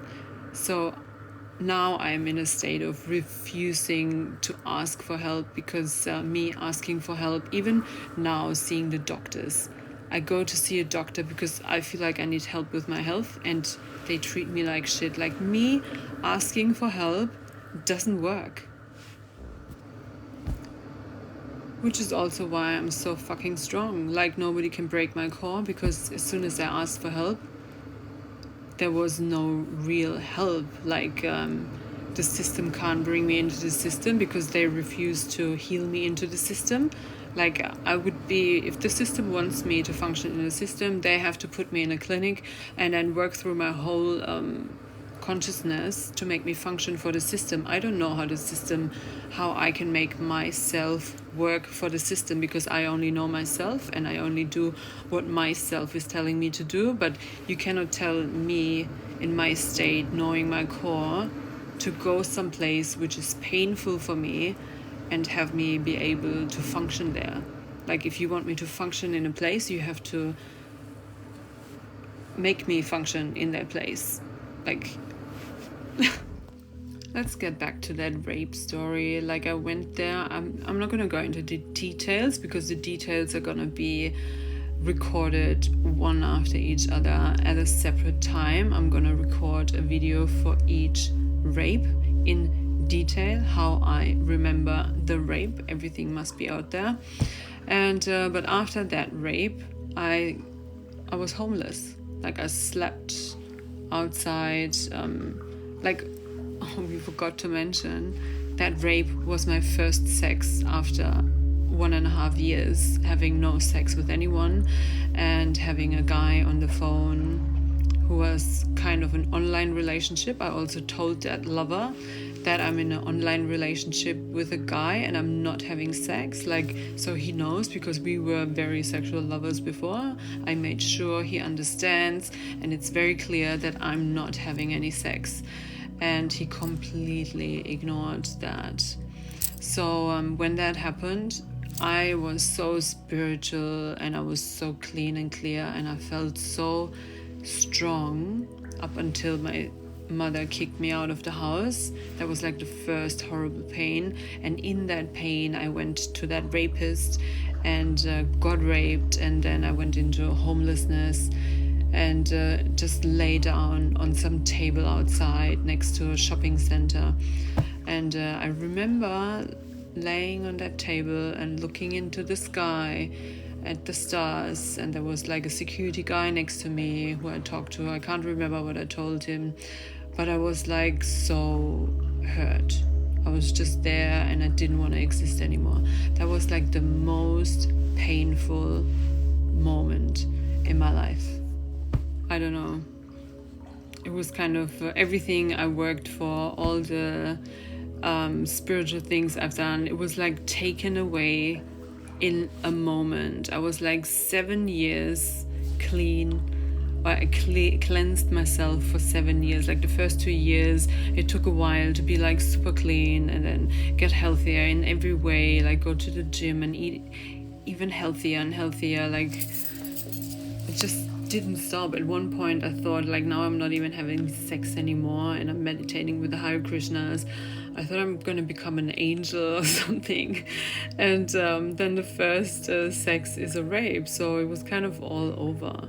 Like I gave up on everything, but I tried to keep going with my university. And I called a friend in Germany who I stayed with for a week or maybe a little bit longer.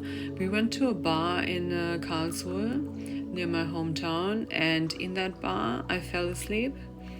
The security got angry because I fell asleep, and I did not fall asleep on purpose, and everybody who knows me knows I never fall asleep in public.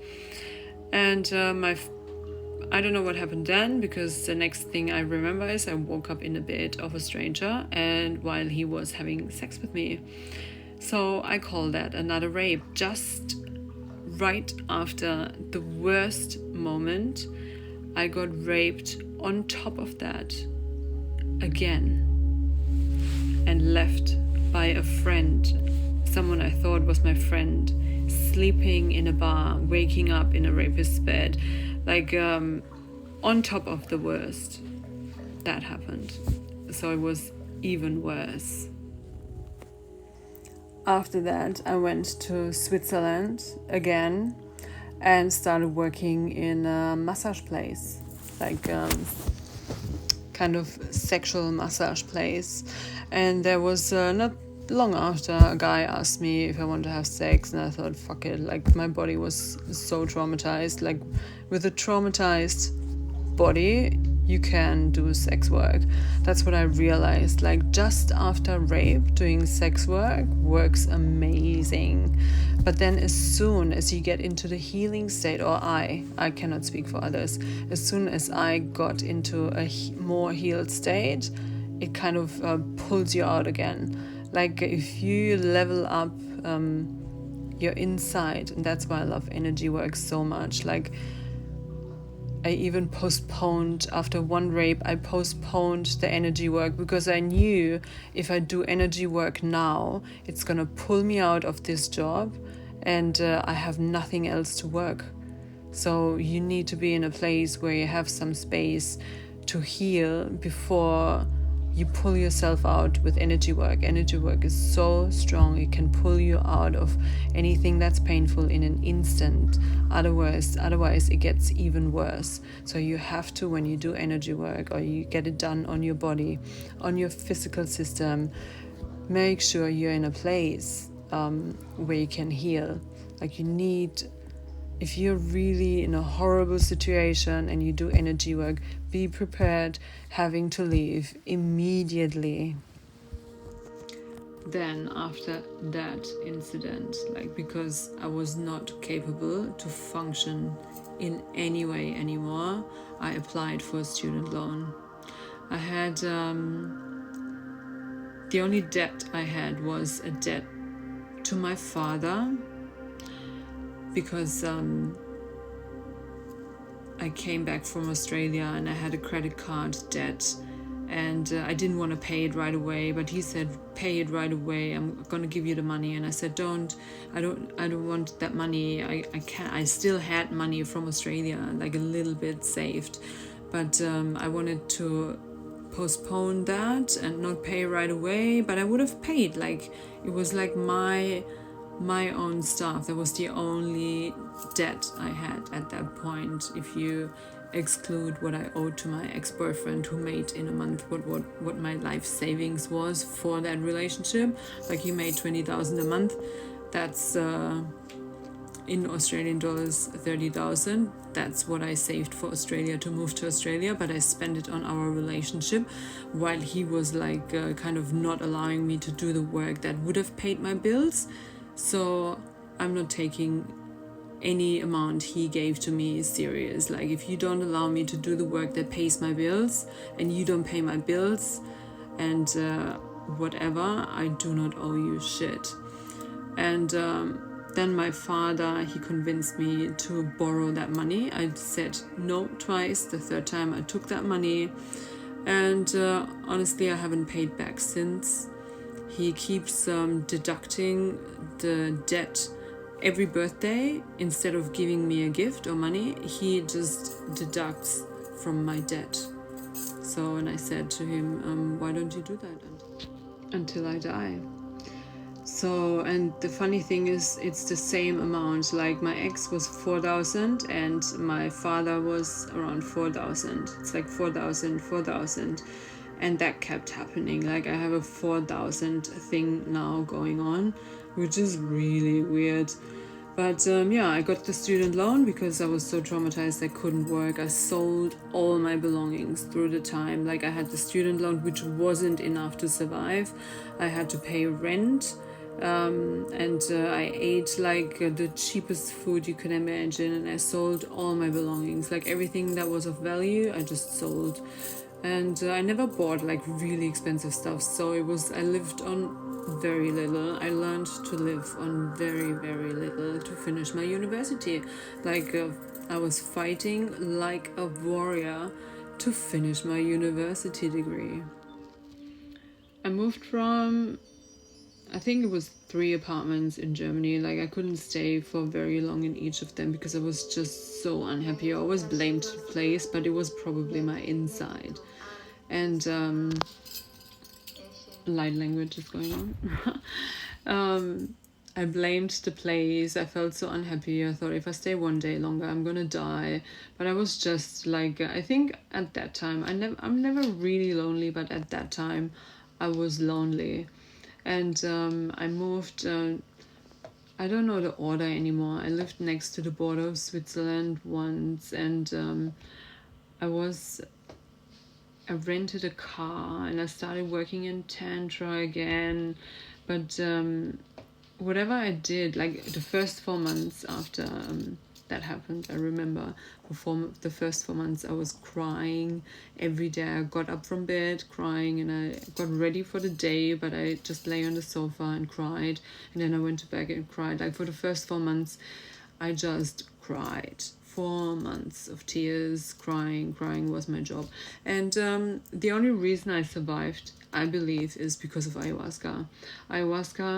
The spirits of the people I had ayahuasca with, they were standing next to my sofa with like weapons in their hands, like soldiers protecting me from going to the kitchen, because my only thought was going to the kitchen, take a knife and slit my throat.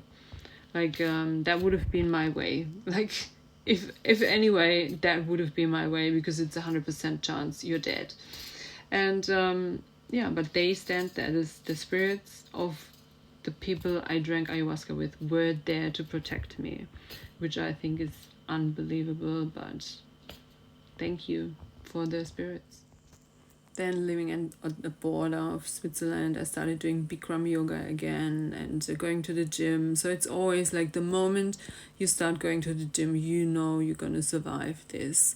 But the point, getting to the point of going to the gym can be so hard after trauma. Like, you have to have a motivation to live.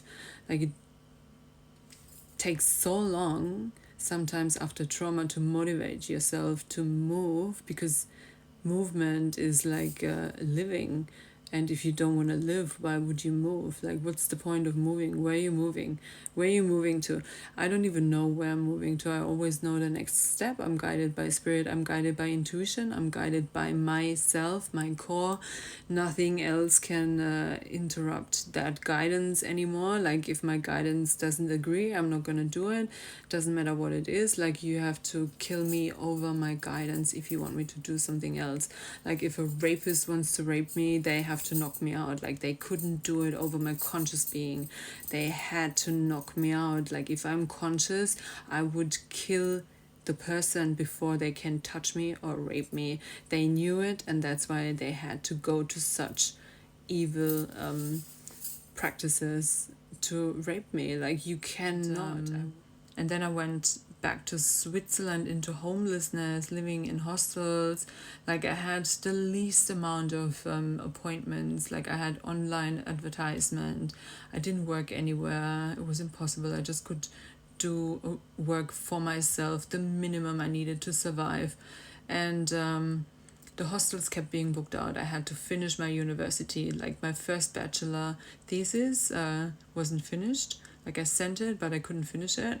So I had to do it again. The second time is your last time. Like, I had to pass.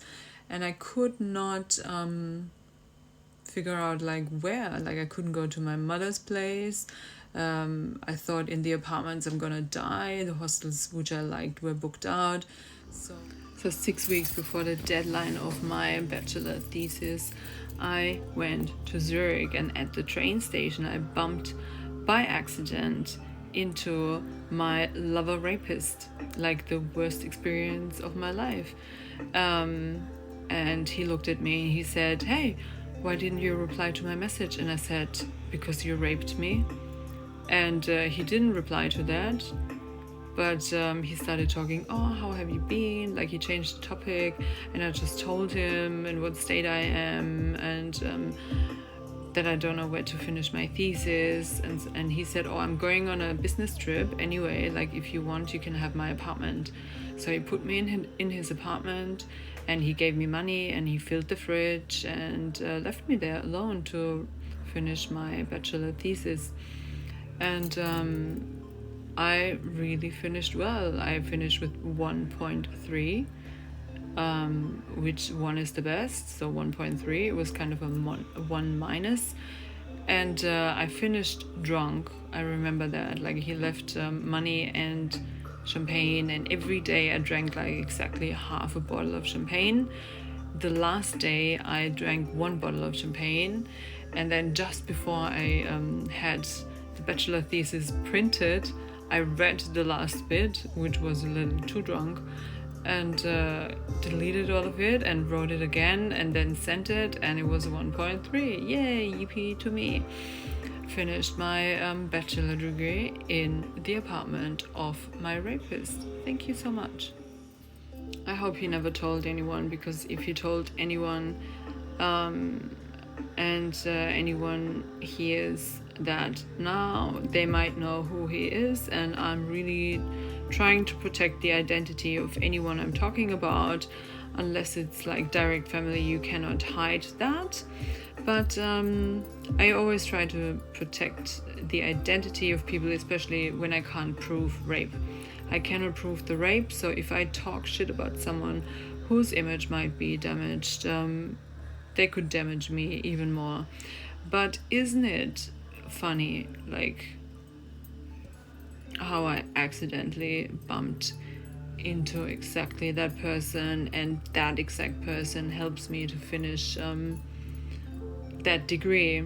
Like, I showed it to him later he wasn't impressed. I told my father and he said, oh, let's see what you're going to do with it. My mother was proud. She was really genuinely proud, and that made me happy. But when my father said, oh, let's see what you're going to do with it, I realized I only got the degree because I thought my father would respect me. So when I realized that, like, I didn't study to work in a company anyway. I studied because my intuition told me so, and I studied because I liked the topics, and I really liked the topics, and I chose the best school. Like, it's SRH Rietlingen, and to me it's like the best school ever. I never asked the question, but the energy, I always go by energy, the energy of that university, online university, is so good, and the structure, and they're so motivating, like just energy wise. I really, really, really chose the right school for that. And German education is a great education. Like, they're very organized, detailed, and I really I have nothing to complain about my university. Really, really, really, really great. Still no reason to live in Germany. Like, there is no way, and I'm not sorry anymore. But yeah, that was 2017, on April 17th in 2017, after ayahuasca trip 7 in January, which I forgot to talk about. I had like my 7th ayahuasca ceremony in January 2017, and in April 2017 I finally finished my bachelor degree. So my plan afterwards was to just party for 1 year, because I felt like I deserved a break from life. And right after, like right when I decided, so the year is over, I was kind of over already. It was like April, May, June. So April I wanted to stop, and was like slowly planning to get back into my tantric studies and energy work, and like I think I even thought about applying for normal jobs as well, but only to support my energy studies, because that was my passion. I wanted to find a way to work with that, but you had to have a normal life as well. So I tried to find a way back into that normality, and all the people I connected with, they were kind of like in the business world, and I thought of getting back in there, but then the next horrible thing happened. Like, I still homeless. I stayed with a guy who I'm very sure about drugged me. I don't know if he did it twice, but I stayed a week the second time, and I'm so sure there must have been something in my system I did not put in there. And police checked on it, but apparently they didn't find anything. Then they marked me as an alcoholic. Like, they tried to stamp me as an alcoholic, and I felt like they believed me, but then on the other hand, kind of I didn't deserve the belief.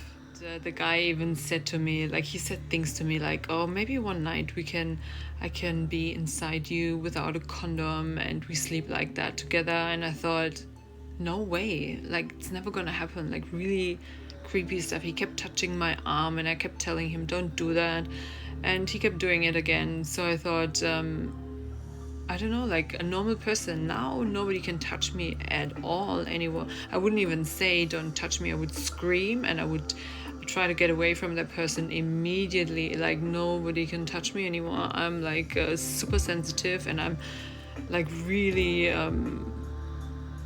proper against everyone touching anyone in any way against their will, or they have to ask. You have to ask if you touch another person. After that one, being stamped as an alcoholic, I just started dancing. That one was so bad. I thought, like, that was the moment I lost hope for a future. It's like you already fought so hard to finish your university. Like, it was such a war to get through, like so much abuse and rape and moving and homelessness and working here and then having a lawyer getting you out there, and I've got a car accident. I was in pain for a year. Like, everything that happened, I was like going through war to finish my university, to then realize I probably won't ever need it, and it didn't bring me the respect I thought I would get, and I probably won't ever get into what I thought I would get into anyway. And it doesn't matter who I am or what I do, I'm always gonna be this person. If I work in some company, I'm still this person. People will treat me the same way. Like, I have to be with the right people. I cannot be with the wrong people and then trying to change and become the person I thought they want me to become, to be accepted and then survive in that place. Even talking about it is so disgusting. I think it was the disgust of my life. But I danced and danced and danced the shit out of life. And dancing was fun, and I met the best people in the techno industry. I met people I really connected with, people I trust, who I still trust, who I still like to see, who I'm happy with, happy people. And these are the kind of people I would like to be with. I don't know if it's going to be in Switzerland. I'm gonna try Switzerland again because it's a happy place. I was always happy in Switzerland. Shit happened in Switzerland, but shit happened in every country. So I have to learn to live somewhere without shit happening. And my way of managing that is to put all the shit out there so nobody can misinterpret my being in any way. Like, when anybody looks at me and thinks of me something that is not the way it was, it just I don't want to explain anything. I just want to give them a link to my YouTube or wherever I'm gonna post this, so they can look at my story and I don't have to explain anything. And then maybe understand, maybe not, I don't fucking care. But if anybody tries to hurt my core in any way again, I'm gonna scream so loud the world will break. I want to be online. I want to be visible. I want everything out there. I want my work to be out there. I want to be clear what my work is. And it's really like for people to find their core, and their core is pure confidence in who they are, and people to know they don't have to deal with anyone or anything that is not supporting their core, and that can be a whole country. We were not done yet with the story as well, but I'm so fucking tired already. 2018 is kind of where my life breaks. It's even the time before is so blurry. I don't understand why it's so blurry. Like, it's so blurry. How can I unblur the time? So 2019, I met a married guy I fell in love with, who I kind of ran away from. But married is impossible. I don't do married. I think he maybe thought I want him to leave his wife. No, never, ever. If you leave your wife, I don't want you. Like, you marry someone, you stick to that person. I'm not gonna break any marriage. That's not happening. I'm the opposite. I want people to stay married and marry the right person. Like, important. It's so important to marry the right person.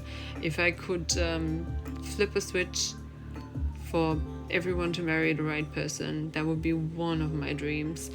So that's a part of my work as well. Like, if you know your core, you're probably not marrying the wrong person. If you know your core, you know who you are, and then you know who is a match, which makes sense. So 2018, after that happened, I had a 6-week break and then started dancing again into 19, and then I think into January 20, and I managed. At first I went to London, and I thought maybe I can live in London, but London, I was so broke. I had to borrow from 100 Swiss francs from a friend in Switzerland to get a bus ticket and back to Switzerland, to Zurich, so I can work again or do whatever.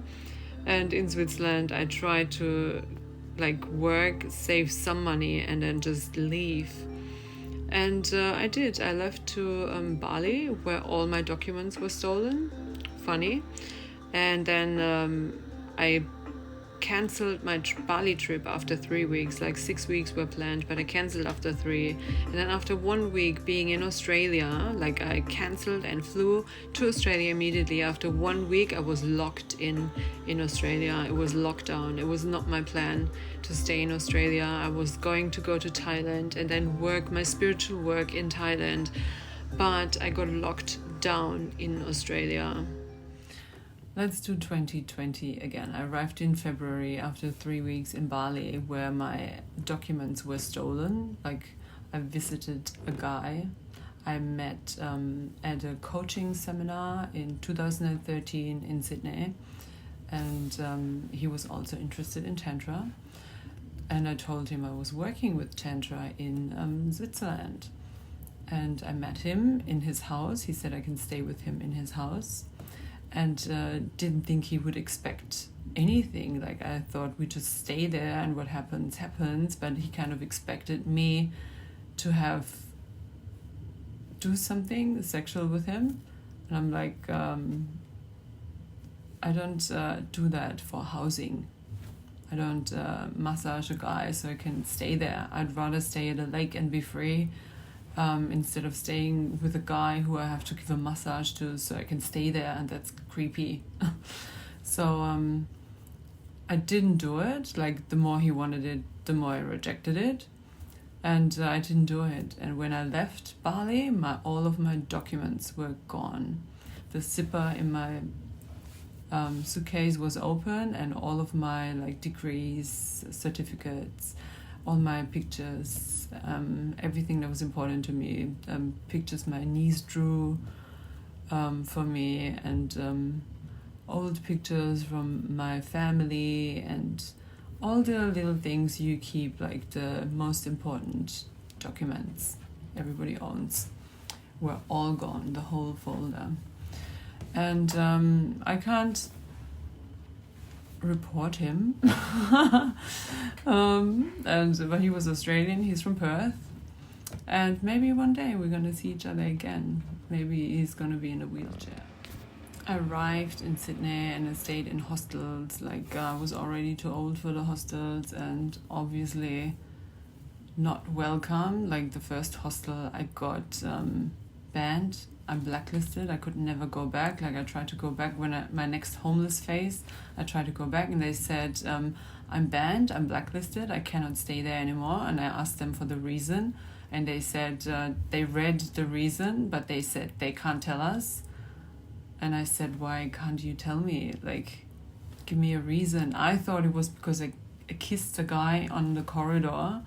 And that was my funny story, but others did the same thing. It was a hostel. And it was locked down, and I don't know, people were just nuts. And I don't know, but they said, no, that's not the reason. There was another reason. But they cannot tell me which reason. So I got blacklisted and banned from a hostel, the best hostel, actually my favorite hostel to stay in, for a reason I'm not allowed to know. The order might be wrong, but the first place I rented, the first own apartment I rented was in Bondi Junction. It was a studio apartment on the first floor, but I felt very, very sick there. Sometimes I couldn't get up for 3 days. I felt there was poison in the walls. I was so tired, really poisoned, unnaturally poisoned for what I was doing. I went to the gym as well, but after a while I felt so poisoned I couldn't go to the gym anymore. And I was convinced there was some chemical, the house was built with some chemicals or something. I don't know, I just couldn't breathe in there. And then there was one day I found a poisonous spider in my room. I don't know how the spider got in there. Did it crawl up the stairs? And I don't know. Just not a safe place to recover. Getting out of that place was a drama because that the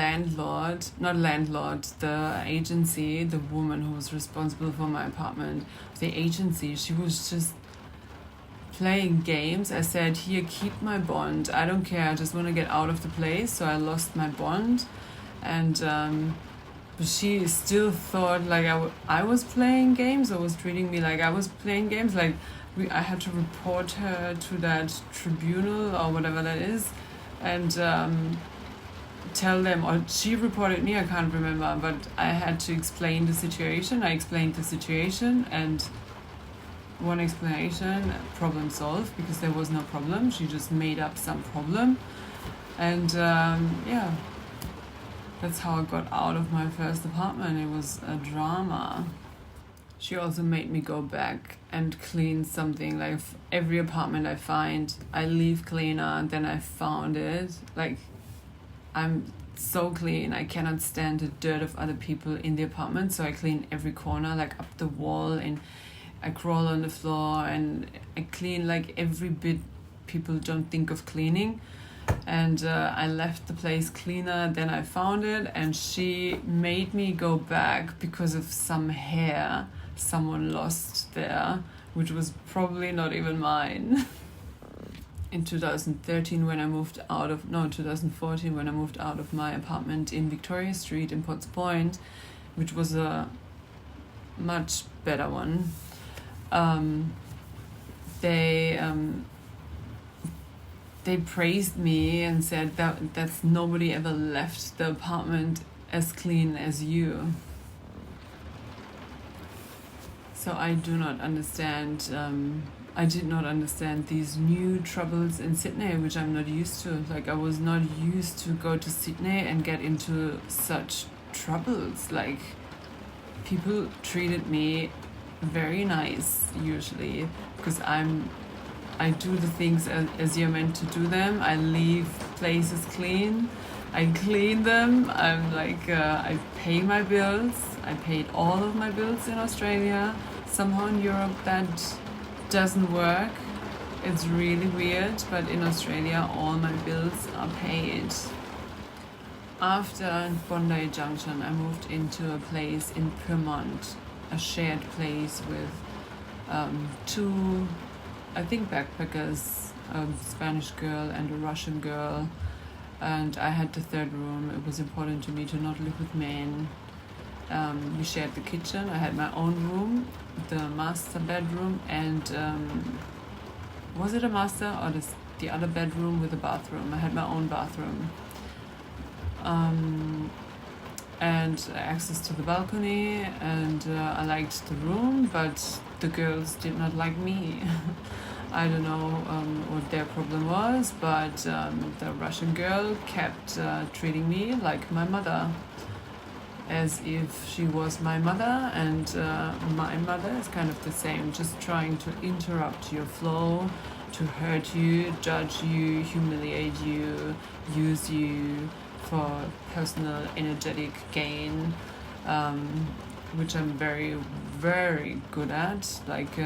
Sit next to me and you're gonna get some of my energy. It's just what I do naturally, and I suck up the negative energy like a sponge, and then I have to transmute it and release it, which is why I'm so very, very good at what I'm doing.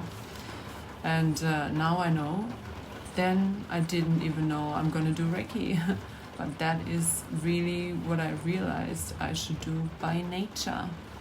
I either stay away from people completely, or my job is to clear their energy. And that woman was just mocking me until I cancelled my lease again, lost my bond because I wanted to get out ASAP. You start mocking me, I'm gonna go, or ignore. Here at my mother's place, I'm not leaving because I need time to recover my body. I still have the internal bleedings. I do not want to leave again. Every change is traumatic for me. Like every move I have to make is just traumatic. I just want to recover from my trauma before I start all over again and then fall again.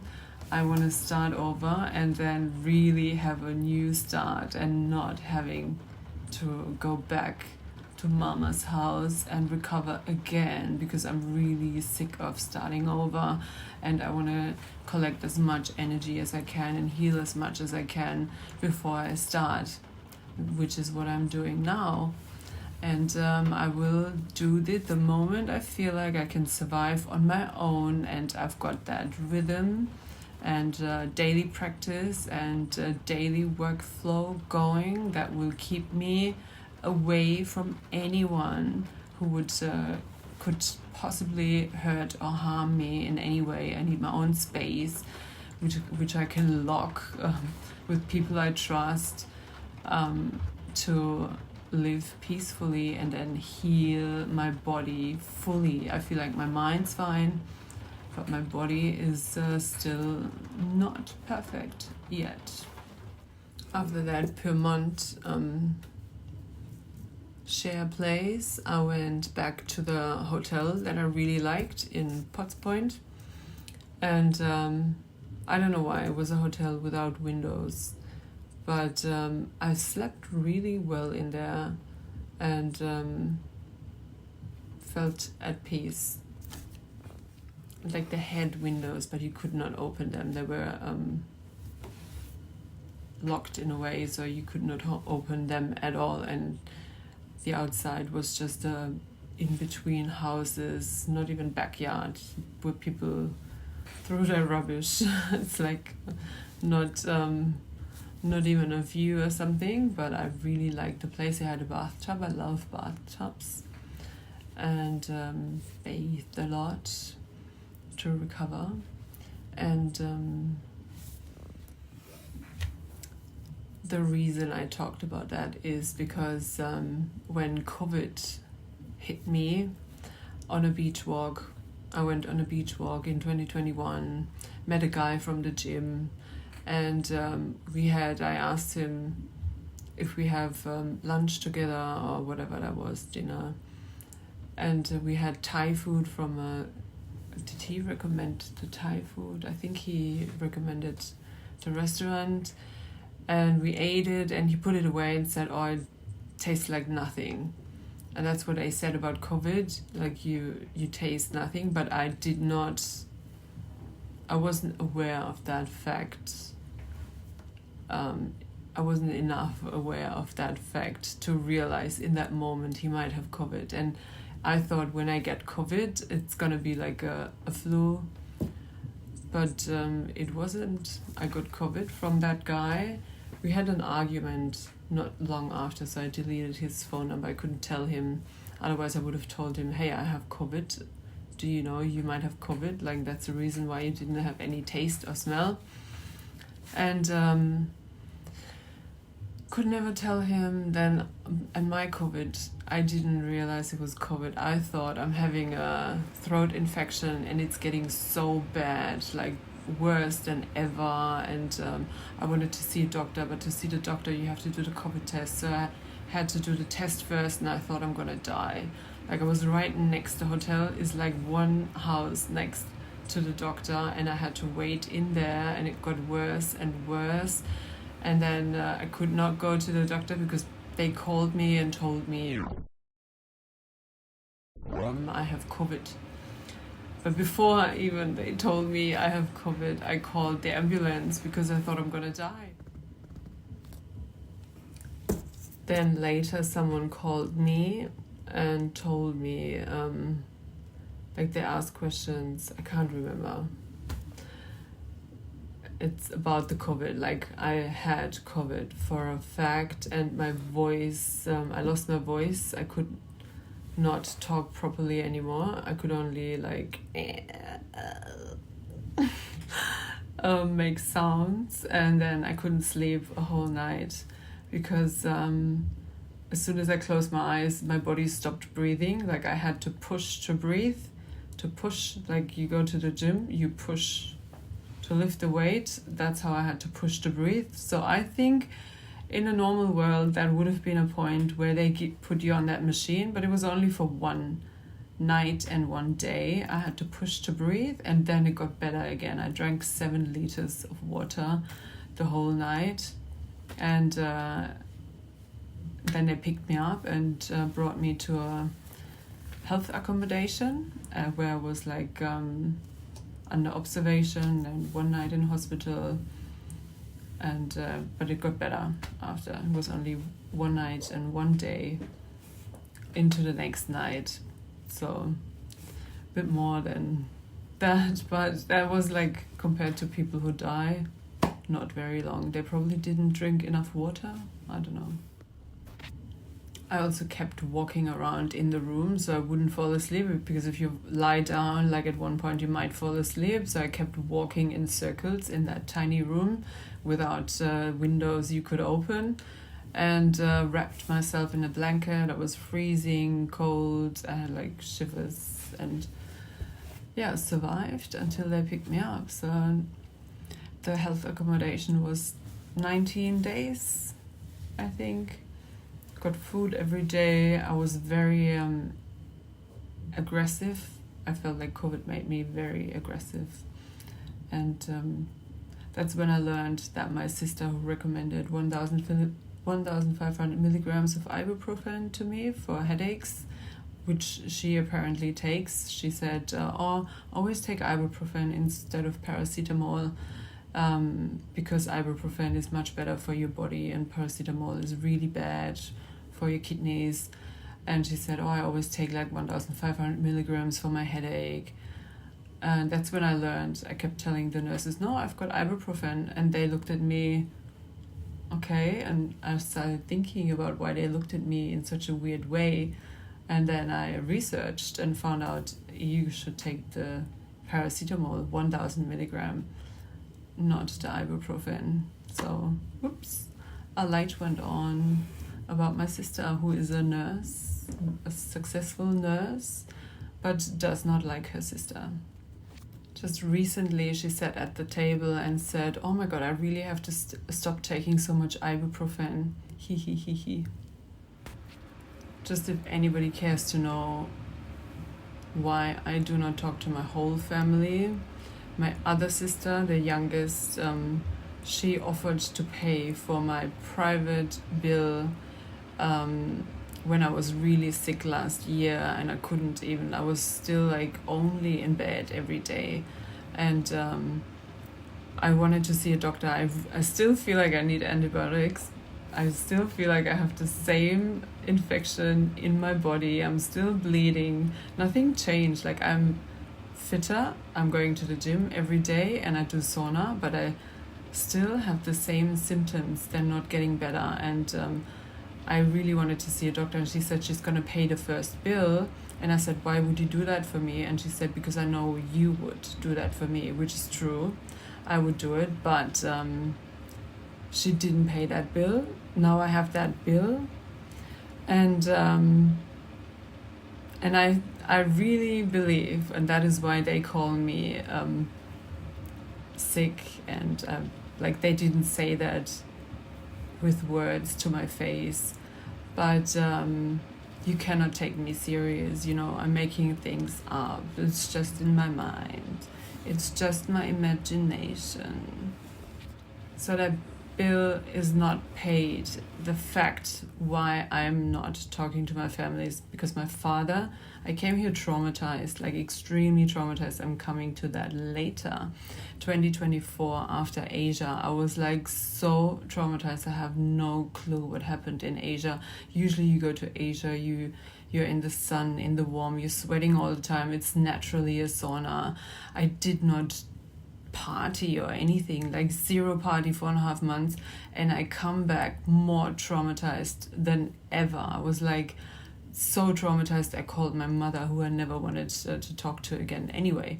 So I was so traumatized, and the first thing he says to me is, a normal person would ask how much debt is left, and I'm like, wow. I could be dead, and then who's gonna pay the debt? Like, how about having me recover first? Like, can I somewhere in this world at one point in this life just recover from what's happening, like what keeps happening? I'm just trying to recover somewhere, and that takes longer than a month or 2 or 5 or 6, obviously a little longer than a year. Like, I'm here almost a year, and I'm still not healthy. My body is still not healthy. So can I please just once in my life recover from all the trauma that happened to me? Which is why I believe they don't believe what happened to me really happened to me.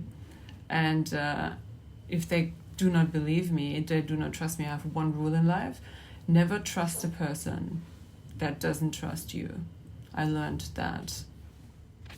Even when they pretend, you have to figure out who's pretending, who's not. Sometimes they pretend to trust you. My mother would pretend to trust me, but then she really isn't. I do not want to know what she's talking about me behind my back.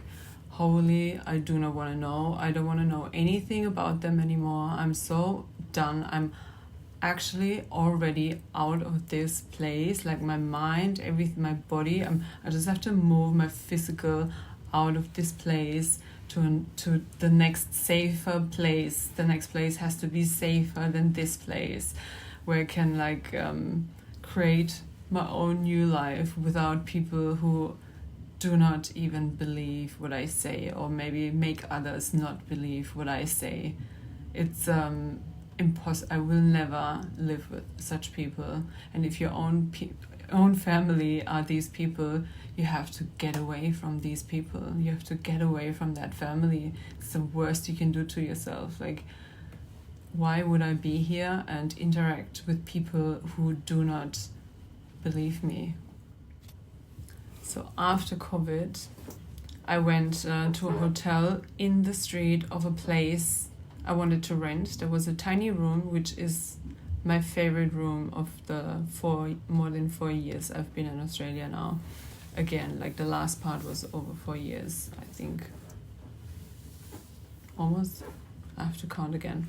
So it was my favorite place. It was a tiny room in a townhouse, very old, in my favorite area. Like, not the favorite place of the favorite area, but it's the area where I've reached everything like so easily. I could go anywhere from there. Anything I needed from that place was just in perfect reach. And I booked a hotel room in that street, and the hotel owner was the same owner than the owner of the hotel where I got COVID. And they said, sorry, you can't stay here, because at the other place, like, we had to lock down the place for 1 week because of you, and had to pay special cleaning, and so they didn't want to let me stay at their hotel again. And I begged them, and I said, please, I'm applying for an apartment or for a room in this street, and it's only for 1 night, I promise, and I will not leave the room. I'm staying in the room, and begged them, so they said yes. And I stayed there, and I got the apartment, and then moved into my favorite place at that time.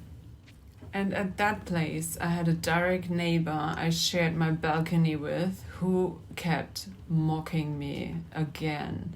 First sentence, she looked at me when I came in, moved in, with a few of the flatmates, and she said, "Oh my God, don't tell me you're a vegan or you never drink alcohol," like just by looking at me. And I'm, no, like I can party really hard. Not now, of course. Like, I'm gonna recover from COVID. I just had really bad COVID, so I'm not gonna party at all, and I'm not gonna drink at all, and I'm not a vegan. In the beginning, I didn't care. I stayed there. I can't remember how long I stayed. I think I stayed a year, or maybe longer. I can check. I'm gonna check my photos, and then I know. But it's the place I stayed the longest. And I loved the landlord. He was like, everything was perfect, in order. He was reliable. He was easygoing. When I lost the key once, he was so easy about it. I thought, oh my God, I lost the key. That's like danger. And he was so easy about it. He just changed the lock. And I said, oh, I've got an extra lock somewhere. And he changed it. And I freaked out. Yeah, so he was the nicest and best landlord I've had. But my neighbor, she wouldn't stop. Like, it's the energy of these kind of people. I don't know why I will never be able to live with these people. Some people think, oh, you have to set your boundaries, and then imagine, even spiritual people say, imagine the violet flame and whatever. It doesn't change the energy of the person. Like, the energy of the person is the energy of the person. If that person hates me and I have to deal with the hatred of a person every day I see her, I hear her, I can feel her hatred, just like my mother. I cannot live like that. So after a year, like, I was really, my inside, I had like suicidal thoughts. I knew I would never do that. And then another traumatic thing happened with the bank, another story. I was so traumatized, and I was like, I would have loved to just end everything in an instant. And then I moved out of the place and realized in an instant my suicidal thoughts were gone. I just had to leave the place. So now I know for a fact it's not my feelings. It's these people. But I tried everything to make peace with that girl living next to me, or woman. To me, she seems like a witch, like had such witchy behavior and nasty, and just talking, like, tried to turn like every tenant against me. Luckily, most of them, they didn't care. You know, we just lived there. Everybody had their space. They had their own bathroom. Sometimes you meet in the kitchen. Most of them were so nice and didn't even speak like perfect English. So they were really nice people. But the ones she could turn, like, they started mocking me as well. So she would try to turn people against me as well. I haven't done anything to that woman. I just lived there.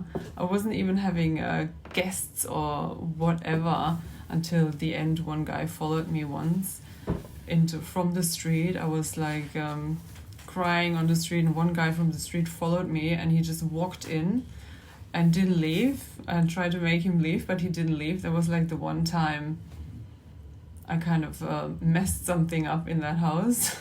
Because the others were wondering, like, where's that man coming from? Yeah, I told him to leave, but he didn't leave. You could call the police, but calling the police never helped. So I stopped even thinking about calling the police, and just hoping for any problem to go away by itself. I believe that these people I feel that with, they're not aware of what they're feeling. They're suppressing what they're feeling, and I'm feeling their feelings. That is like my passion and my curse. I can feel the feelings next to everyone with me in a room, which is why I'm very good in knowing who's good for me and who isn't.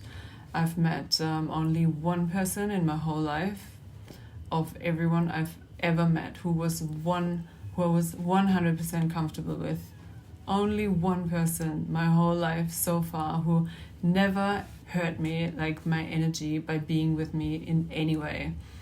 And all the others, I can feel a dynamic, I can feel everything going on in their energetic system, which is why I love Reiki so much, because I can feel everything. every little thing. And these kind of women or men who need to hurt others and like in the most sadistic ways, they don't know deep inside it is what they're feeling. Like they're projecting their pain, especially on people like me, who suck them up like a sponge. So they need us, but they should actually pay me for what they're doing. So the only way to deal with that as someone like me is to stay away, out of the room. My mother, I can feel even like 2 stories up. Her energy travels like through the house during the night. Every morning I cleanse myself from her energies. And it's horrible. Like if your main work is to cleanse the energy of other people anyway, and you're not getting paid for that, you cannot put me in any room, force me into any room, and then have me clear the energy of everyone in the room and have me completely underpaid.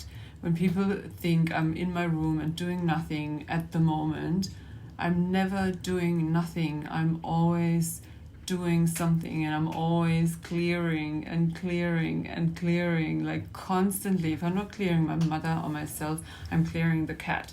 Cat loves Reiki too. Sometimes he just tells me, do Reiki on me. Or he comes back injured because he had a fight with neighbor's cat, and then swollen like this, and I do Reiki and whoops, it's gone. Like miracles. Reiki can be miracle work, like removal of attachments and entities, demons, trolls, cords, pulling out cords. I saw like the weirdest stuff crawling out of bodies, which nobody really wants to see, but I love it. So thank you to the witch, thank you to my mother, my sisters, thank you to all assholes on the planet. Thank you to my last rapist, who I want to talk about now. It was just after COVID. He thinks I gave him COVID. Maybe that's why he raped me. I have no idea. I think he raped me because I went there and he told me he tried to end himself, to kill himself, but he failed. And I told him, next time, don't try, do it properly. There are many safe ways to kill yourself, and then you're dead. Like, you don't have to try. And I think my opinion is that's why he raped me. It's not even funny, but I can't. It's not even funny, but seriously, he raped, like 2 other girls told me he raped them as well. And I believe them, because it's the same thing. He just knocks them out, and we're all dumb enough to go there. Like, they didn't tell me. If I knew he's a rapist, I would have never gone there. But the girls get raped, and then they keep their mouth shut. They don't tell anyone. Like, tell everyone. Karma can only do its work if you tell everyone. Everyone has to know. Like, especially if they know the person, everyone has to know that is a potential rapist. So a woman knows, oh, I have to be careful with that person. He might rape me. It is very important, but don't do it if you're a fucking liar, because karma will fuck you too. You cannot make up that story and then think, oh, you're gonna be free at the end of your life. You cannot make that up, and you cannot call something rape that isn't rape. Like, I had a friend who told me her friend was with one of my other friends, like male friends, and they took that rape drug together and then had sex. So if you take a drug with someone and then have sex, it's not rape. Like, you had sex while you drink and you have sex and you regret. If that was rape, I'd be raped thousands of times. Like, how many times did I drink and then the next day I thought, oh, if I was sober, I probably wouldn't have had sex with that person. So that is not rape. I want to make that very clear. And they had that rape drug together. Like, if you take a rape drug that knocks you out if you have one sip too much, and then have sex with the person. Like, you cannot blame the guy for having sex with you. Like, yeah, rape is rape. Like, rape is forced. Like, if he gives you the drug, whoops, an alarm is going off. If he gives you the drug without you knowing, and that's what happened to me, I did not know there was that rape drug in the drink, which is why I stopped drinking as well. I thought if you don't drink, nobody can spike your drink, but then they spiked my ginger juice, which is also not funny, but I make everything funny, because how else are you gonna deal with it?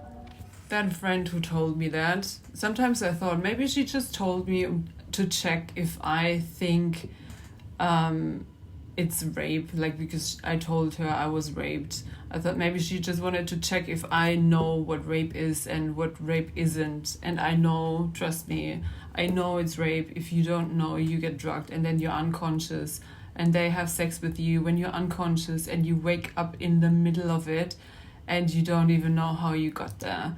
That is 100% rape. Like, there is no question. I didn't even know I was drinking that stuff. So I thought she was either testing it, or maybe she really had a friend, but she went to my friend and apologized. I told her, please tell him that you understand he's not a rapist, and apologize. And she went to him and apologized, which I really, really liked. I forgot one rape story. I'm gonna explain all my rape stories in detail, like 1 to 7, one for each chakra. I really feel like everything is connected to chakras, like 7 times, and in 7 years you're clean, and after 7 years, like, be careful. Like, being careful doesn't help. Like, if they hunt you, I was extremely careful in 2024, because I knew 2021 was my last rape, and it's a 3-year rhythm. Every 3 years I got raped. So 2024, I panicked before anything happened, and I didn't get raped. I think, like, if I got raped, I was raped in my sleep and didn't realize, but I don't think I did. So, but I got drugged, 100% drugged, again, in my ginger juice. And that one was in my home fridge, like where I lived. So somebody broke into my home, like my absolute personal space. Like, before I was with other people in other places. You know, like, you can call yourself silly for going there. Like, oh, I'm so dumb, I had an intuition, he's an asshole. Why would you visit an asshole?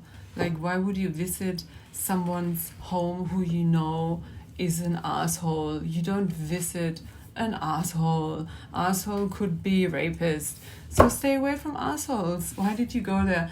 But then they got into my personal space, my home, into the kitchen, and spiked my ginger juice. I stopped drinking alcohol, so I had to spike my juice.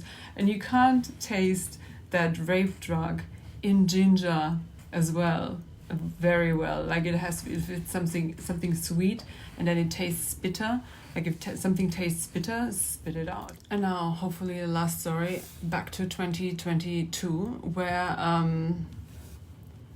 I tried to save, I have to say that as well, I tried to save the money on my bank accounts to pay my bills overseas. I never wanted to pay like bits and bits and bits. I don't know why. I could have started like 10 years ago, or I don't know, when was my student loan? In 2015. Oh, it's 10 years ago.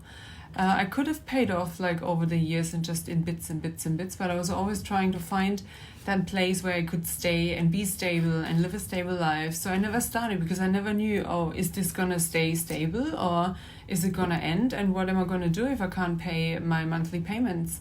So I never started. I wanted to pay everything back at once, and I started saving money on my bank accounts so I can pay my bills in Europe, and to have no attachments. Like, I'm trying to get rid of all attachments, and energetically I feel like I'm kind of successful, but then the real world attachments, like bills, I couldn't even save the money on my bank account, because the bank blamed me, accused me of fraud. Like, they thought I stole the money from someone, and would save it on my bank account, like really weird. But to me it was extremely traumatizing because I had the same experience with my mother. Like if something, other people said to me, why are you so upset, and take it easy, it's just money. No, it was like kind of a childhood trauma. Like the first money I had saved, like for my confirmation, you know, when you get praised by God, hello, you're now a human and a religious. The first 3,000, I don't know how much I had, half of the money my mother borrowed, and then I never got it. And then the next time I I gave her my savings so she doesn't have to pay interest, and balanced out her bank account, and so she doesn't have to be in minus and pay the minus. I balanced her bank account and pay off her debt, like in the plus, not in the minus. And then when I came back from Australia, I needed the money. I wanted the money back. My sister told me that my mother tried to postpone, and then my sister told me she spent all the money and she bought like designer clothing for my niece. And I was so devastated. So I kind of have was traumatized by that before. Like as soon as I started saving any money, someone would come, or my mother first, and then later someone would just come and take my savings.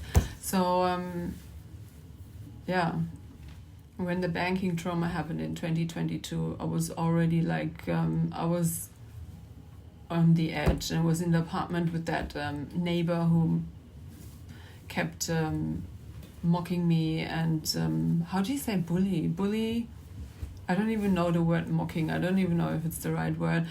But it was like I was in a really bad place, and then the bank called me and kept asking me these fraud questions, and I felt like that was so wrong. I tried to reach the one who the money came from, and then I realized the girl I was with, like someone told me the girl I was with at that time, who was next to me, who I sent money to, she was in prison for fraud. And then all started making sense. I started reading books about alcohol, energies, being next to people who do this and that, and realized you can't even be next to someone who is fraudulent. Like you can't even be next to the devil. Like people would think you're the devil when you're next to the devil. You can't be an angel and then drink with the devil. Everybody thinks you're the fucking devil. But I promise to the world, I never took $1 from anyone. I have my bills to pay, and I had money borrowed and from my father. But I remember I borrowed 5 Deutsche Mark. It was the German D-Mark at that time when I was in the school. And I borrowed 5 Deutsche Mark from a student, from another girl in my school. And I remember I found the note and saw on the note, forgot to pay her back these 5. And I feel guilty about stuff like that. And I remember all my bills, they're in my head, they're waiting to be paid. But healing comes first. Like, dear world, let me heal first. I'm gonna pay my bills, and I'm sorry I'm late. But if every single one of my rapists was charged, all my bills would be paid. So just give me a break, okay? My father can actually just deduct my debt until whenever. I don't care. I don't even care about inheritance or stuff like that. Like inheritance keeps coming up in my family. Like I feel like some are just waiting for the right people to die in the right order, and I don't even care if everybody dies at once. World War III breaks out and they're poof gone. Seriously, I'm so detached from my family. I suffered so much, and the fact that nobody gave me a bed and a home in my family, and I have like people with money in my family, makes me care zero about anyone in my family. So now I'm having that bed in the home, which I should have had when I needed it to finish my university degree, because then there might have been a chance. Like, it was still one of my goals to get into a company, and I still would have been able to, but obviously everybody's on their own path, and obviously I had to get to this point, not get to this point, that to then finally end up in some office. No, I got to this point and to realize who I am and what I'm capable of and what I'm doing, not to end up in an office and then clear all the employees energetically so the company can be successful. I came to this point, so I realized I can only be my own company. And I love my own company. And I'm building my own company on my own sovereign being. There is no other way. I know that now. I had to get to this point. So I don't know what anyone was waiting for or anyone was expecting me to do, but that is what I'm going to do. And if that's what everybody thought, we can all be happy now.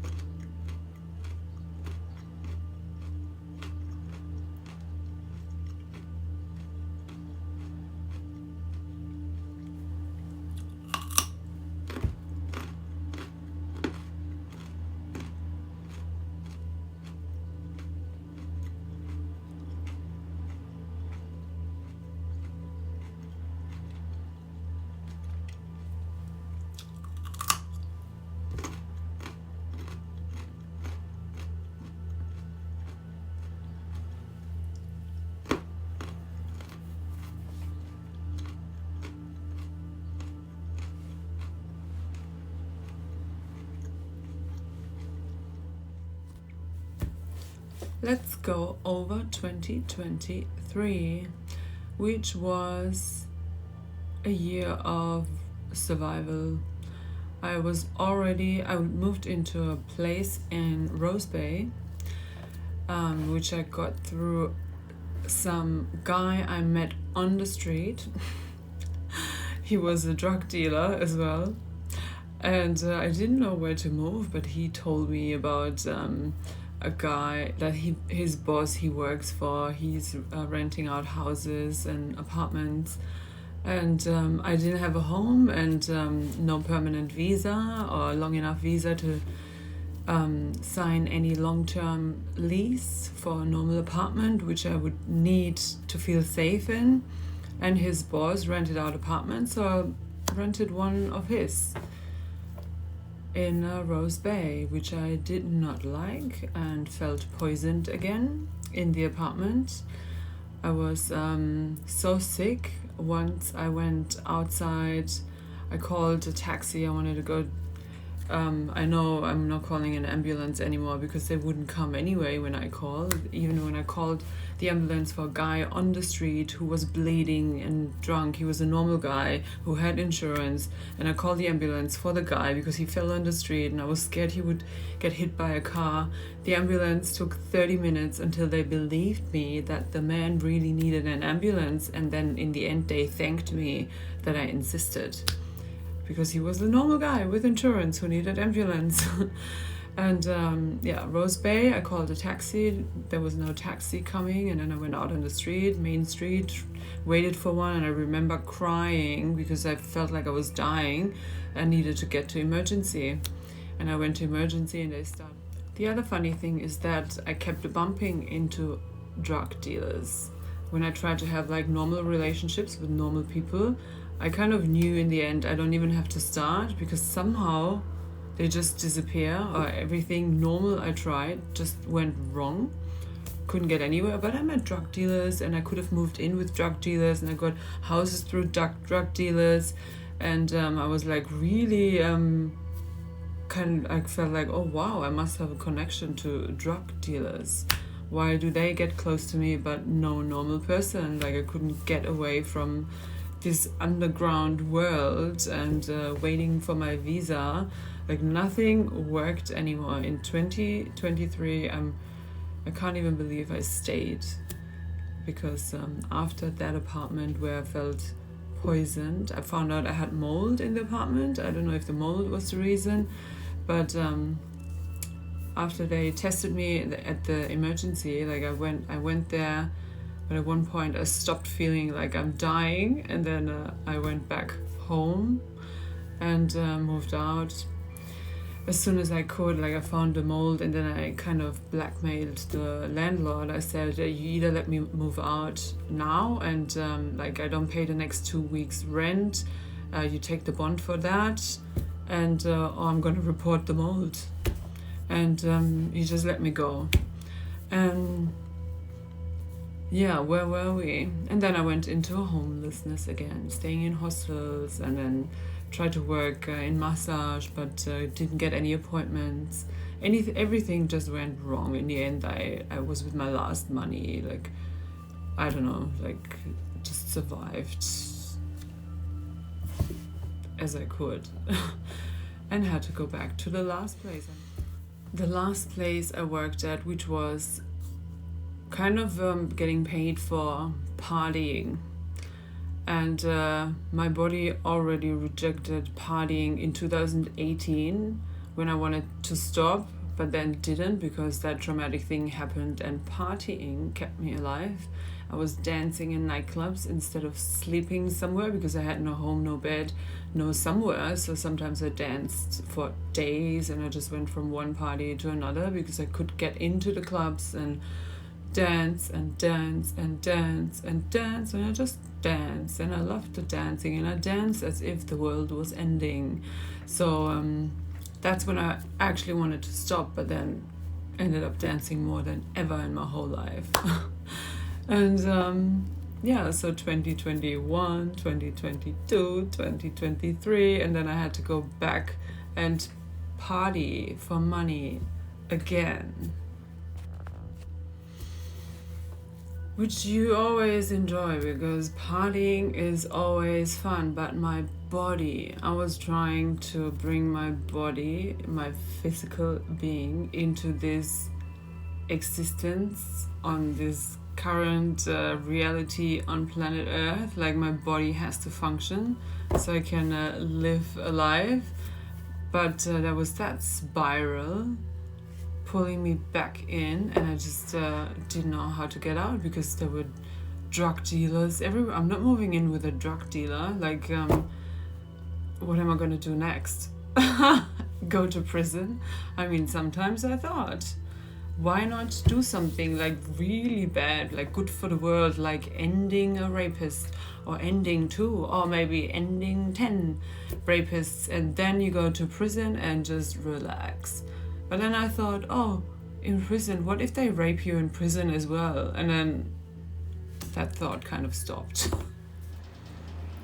So there's not much to say about 2023. I worked in massage, apartment, homeless, tried other places. I went to other cities, tried massage there. And up north once, I went up north as well. I looked at places. I went around with a Greyhound bus and tried to find a new place where I could maybe start over and get out of this spiral and just get out of it somehow. I just wanted to get out of what I was sucked into, and didn't work. It did not work. So in the end, I knew, like months before I knew it's ending, like I could feel it's not getting anywhere. If I don't get a visa approved so I can start proper and find my own place and sign a lease for a normal apartment where I'll be safe in, this is not gonna work. I just knew like there was no way it could work. So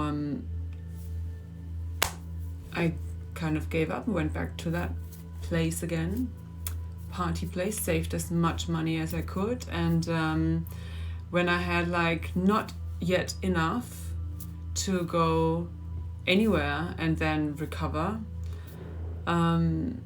they broke into my apartment, or no, into that house. I don't even know if someone broke in. Maybe someone in the house was bribed, or someone opened the door. I have no idea, but someone went into the place I lived in and spiked my ginger juice with that rape drug, knockout drug, which knocked me out. How sad. I will never know who it was. Could be anyone. You can never prove such a thing. You have to make sure you're safe. How am I safe? How can I be safe?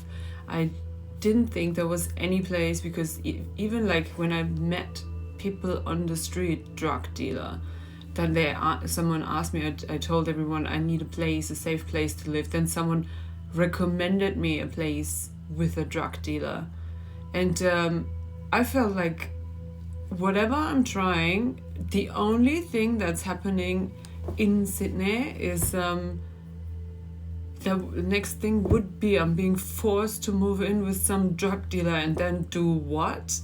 No, thank you. That is not my path. I'm a Reiki energy healer. It feels ridiculous just saying that. Like, it's like two complete different worlds which cannot work together. I cannot do Reiki in a drug house. That's not gonna work. You cannot open an aura. You can maybe clear your aura from the outside or whatever, but do not open the system in a place like that. It's never gonna work. Imagine. We don't want to know. Guidance would be lost, and then you are lost. We don't want that. We want to be saved and be safe. And to be safe, I needed security. And how do I get security? That's my only thought. What's the next best thing that keeps me safe? And that was leaving the country, I thought. So because you're not allowed to take more than 10,000 cash with you, which I think they tried to steal, which is, I think, is the reason why they drugged my juice. I have no idea, because we don't know who it was. I bought a business class flight even, so I spent the most money of what I had to not take too much in cash, and the cash was divided into cards, into little cash credit cards and cash, and I wrote down the codes for these cash cards in two different, like one part of the cards in one account, online account, email account, attached to an email account, and the other part you needed to use the cards in another account. And I flew to Asia, and in Asia from day one everything was messed up as well. Like the whole 4.5 months in Asia were traumatic. Every single day was traumatic. I tried to go to Kopangan first and detox. I booked 1 week wellness. First I recovered a little bit before I went to the fast, because you can't hit your body that hard, like in an instant, like go zero from 100 to 0. You might die. Did we want that? Like, not can't be my own fault. It has to be someone else's fault. Karma wise, the law of karma doesn't allow you to commit suicide. Did you know that? So I cancelled after 6 days because I felt like my body, something was really wrong, and I felt like I was on drugs, and I felt like I was dying again, and I thought, that's impossible. I went to the same place before and many years before, but I fasted and I did the 7 days, and you usually feel better from fasting, but I felt like I was on drugs, high. I could not, like, it was so different from the time before. And I canceled after 6 days. They tried to convince me, and tried to convince me to stay, and I said no, there's no way. And then after a while I found out slowly that alarm reminds me when 1 hour is over to get like some feeling for time. So where was I? I realized then that there must be something in my products as well. Like I really felt so, I have photos of it. I'm gonna blend in photos of everything when I post this. My eyes, I got really, like, for 4 hours, when that hit me, that feeling, for 4 hours, I was like paralyzed. I was completely, like, from the inside paralyzed for 4 hours. It was always, I checked the timer, how long does it take, then it was always after using some of my products, paralyzed 4 hours, and then I got normal again, and then I threw everything out. I thought I threw everything out. Much later I found out every time I sniffed on my aroma oils, which I used on clients in Sydney. Like when I'd always do aromatherapy with clients, so I might have used that on someone, and that's not so good. And I realized, in the oils, I threw everything. The oils I realized in Vietnam later, and then I went to the German embassy in Vietnam, who told me throw everything out and fly to Germany where they're gonna help, which they didn't, but who cares? Nobody. And I threw everything out, like everything I had from Australia, just out, because I was also scared someone would check my bag and then find that, and then I go to prison in Asia or something. So the only thing I wanted was try to get away and out of whatever I got into.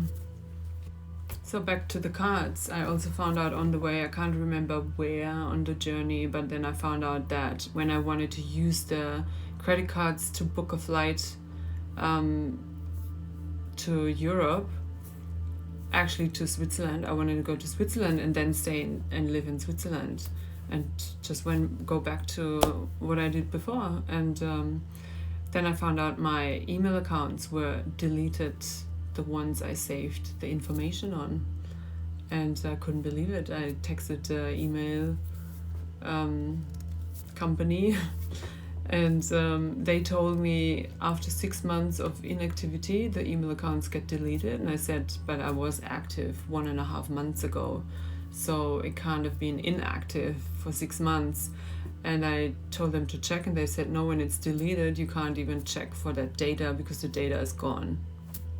Great.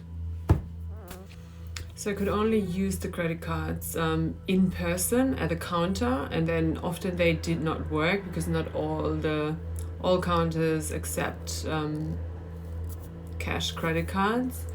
And very often, like, I used one card, and just not long after I started, later I tried to use the card very quickly, because not long after I used it the first time, it got blocked and then it didn't work anymore. I don't know if the money was taken or if the bank blocked it. I have no idea, because I didn't have the details. I couldn't even check the card online anymore. Like the cash cards, you need these details to check the card, and you need these details to find out what happened. So I could only use them and then hope they still work or not. Then Vietnam, that was most of that happened in Vietnam. which someone recommended me, like someone I met at massage actually, recommended to me to even work in Vietnam. I never thought of it from day one. I would never like do anything like it in Asia after I realized I'm already being like blocked and like everything that happened with the drugs and being blocked, the cards blocked, hacked. I have no idea. I would never make like one move into any direction you could pin on me in any way. So all I wanted to do is try to find someone who would book a flight for me, like some counter where you can pay with the card and then book a flight back. But my intuition kept telling me, like at every counter I thought of booking, don't do it. I don't know why, but I'm pretty sure when my intuition is that strong, I'm sure something would have gone wrong. Like I was being directed somewhere. I have no idea where. Maybe to run out of money and then have to work in Asia, which I wanted to avoid. Like in any case, I'm not working illegally in Asia. That's not gonna happen. Like no, I was already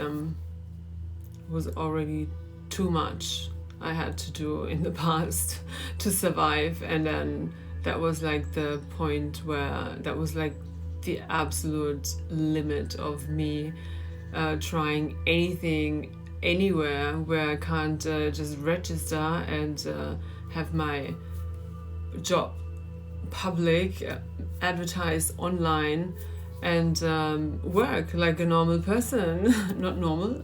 My job is not the job or the work of a normal person, as considered by my family who I grew up with.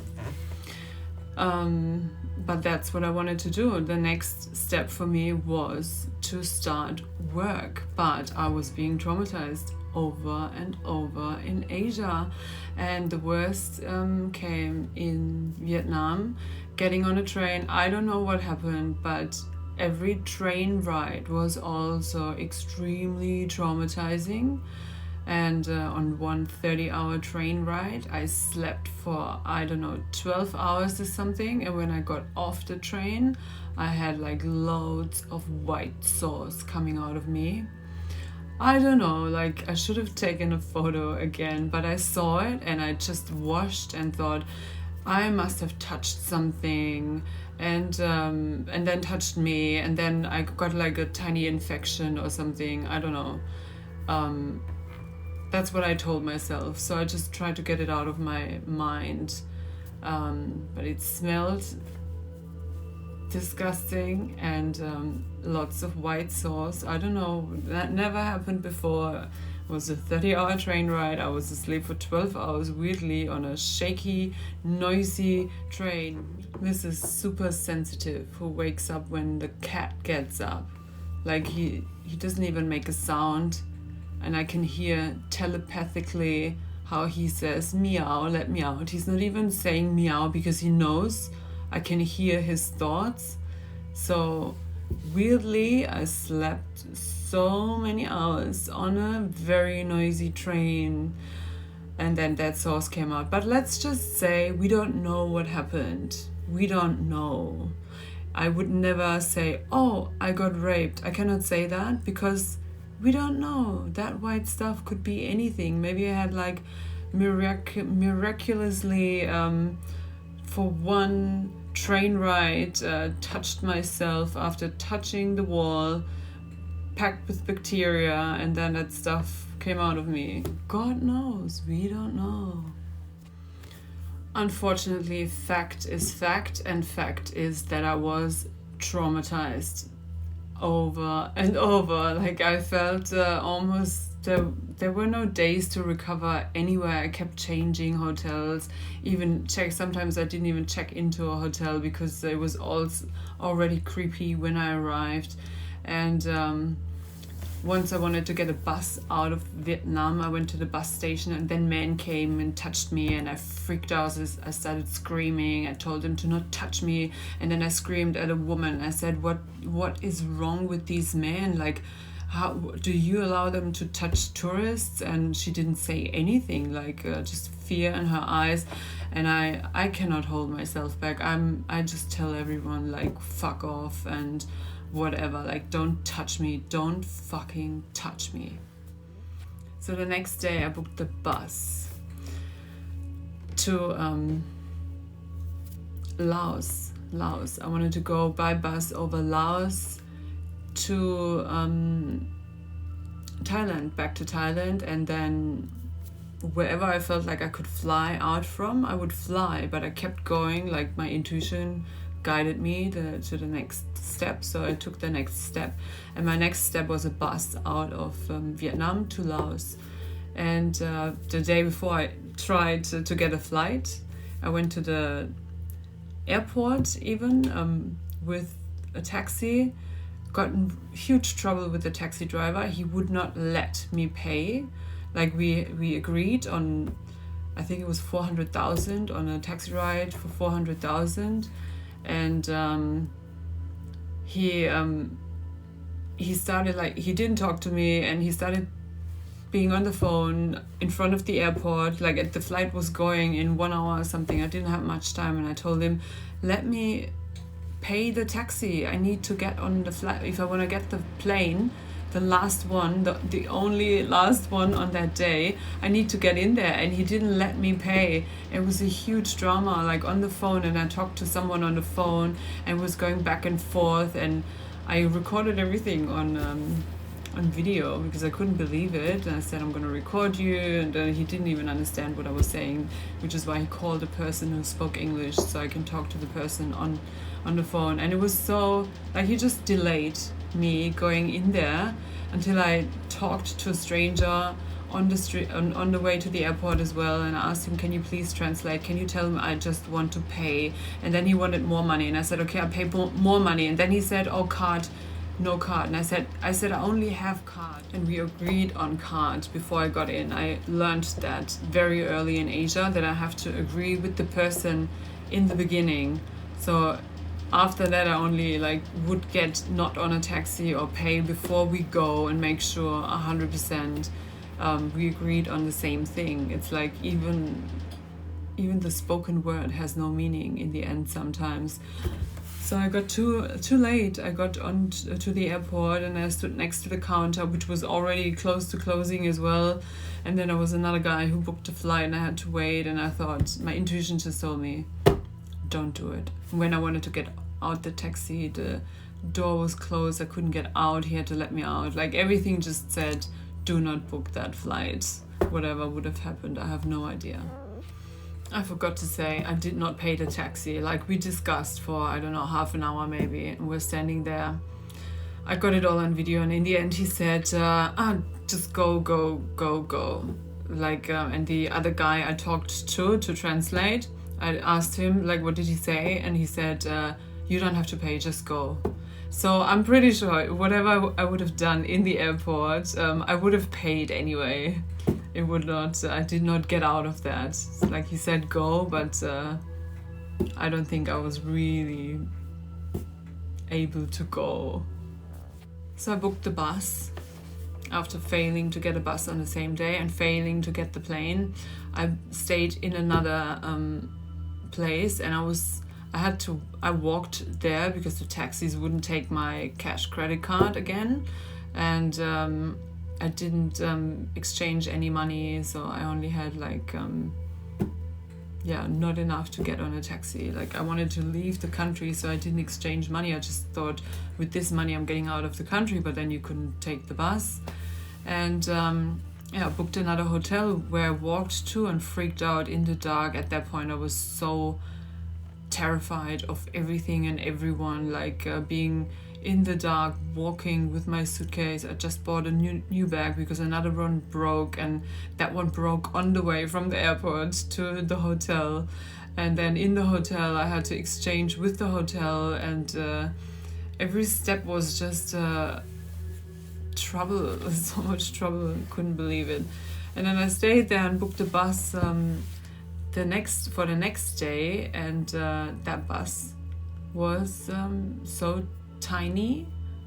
No, the seat was so tiny I could have not gone with them.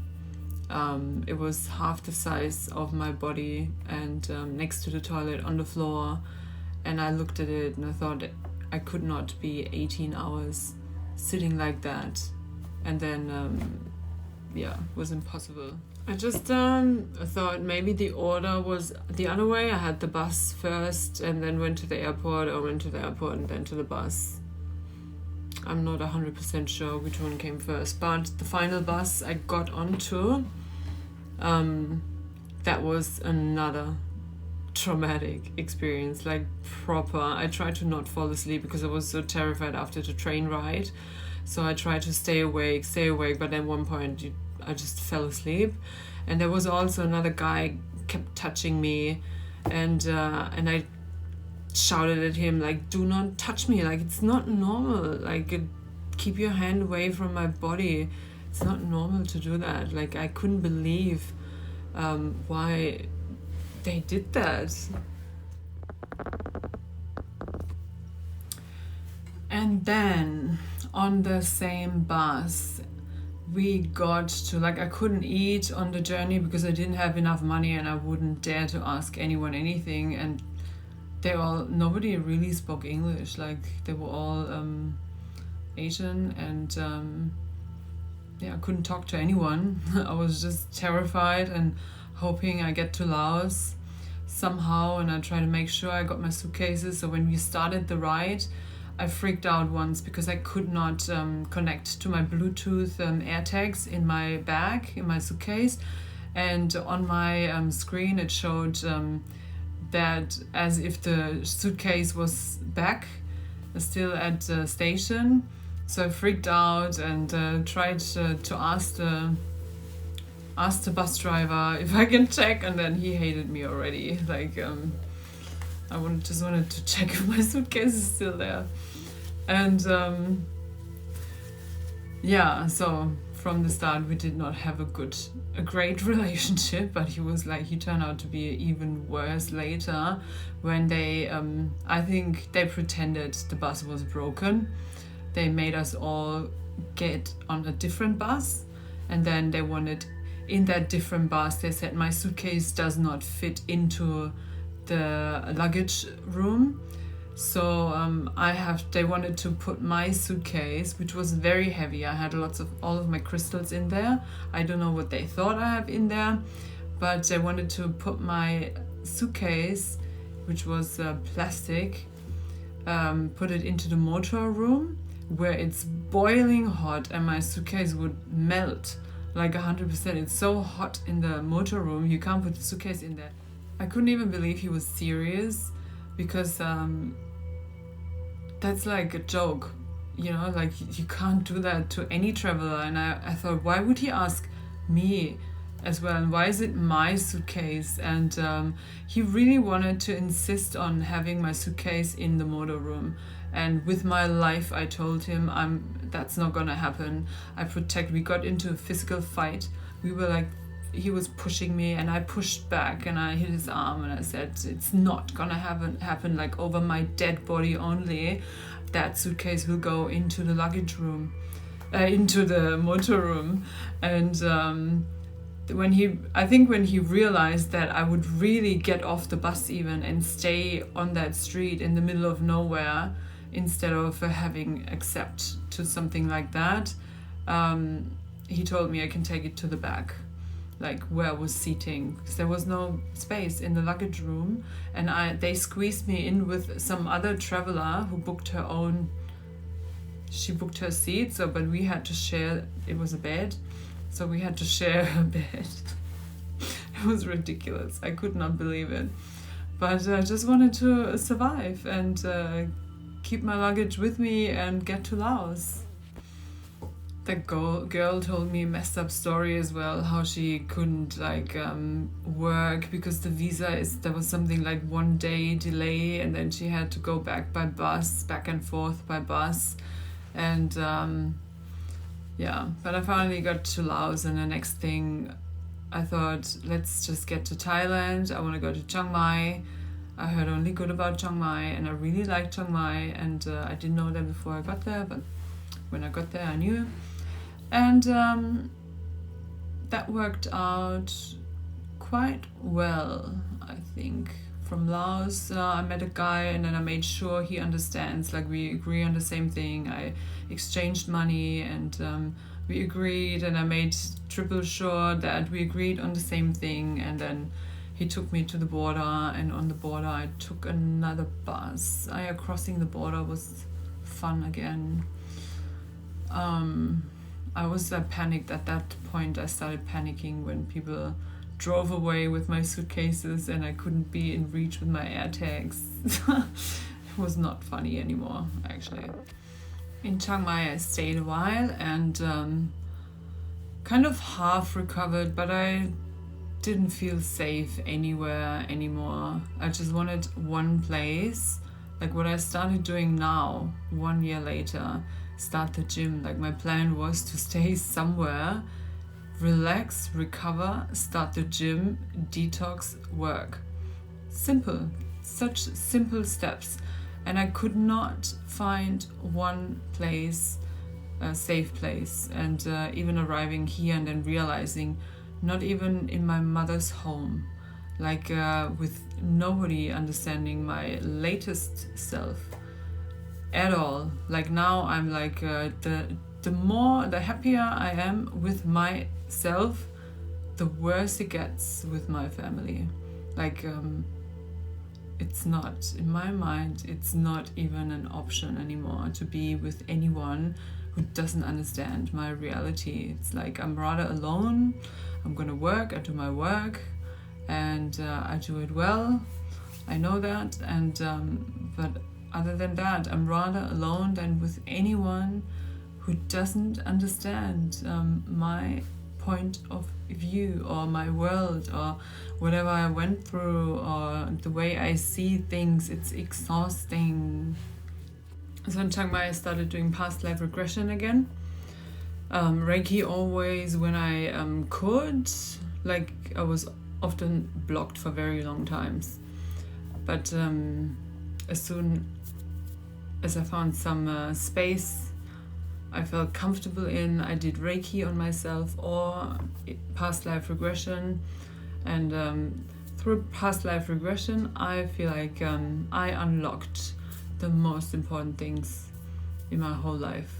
Like I understand why my family acts that way. It doesn't make sense any other way. Only past life regression made sense. Like what I have done in past lives would explain why they behave the way they behave in this life. Because I don't think you should treat any human the way they treat me. And I will come to that later again, what I found out in Malaysia. But it was very interesting, like on the path to unlock a few other lives and find out like why some things happened the way they happened. Just making sense. It's very important to me. And it makes sense because I grew up safe enough to know nobody would break into my home, or like I grew up so safe. I had no clue how cruel people can be on earth. I just, even when I went to Australia, the fear in my parents' eyes, I remember how they looked at me in fear. I could read the fear and I didn't understand. I felt so safe. I felt like I could conquer the world. I felt like the whole world, everyone's good, people are good. Like I only projected like good, whatever happened, everything was fine.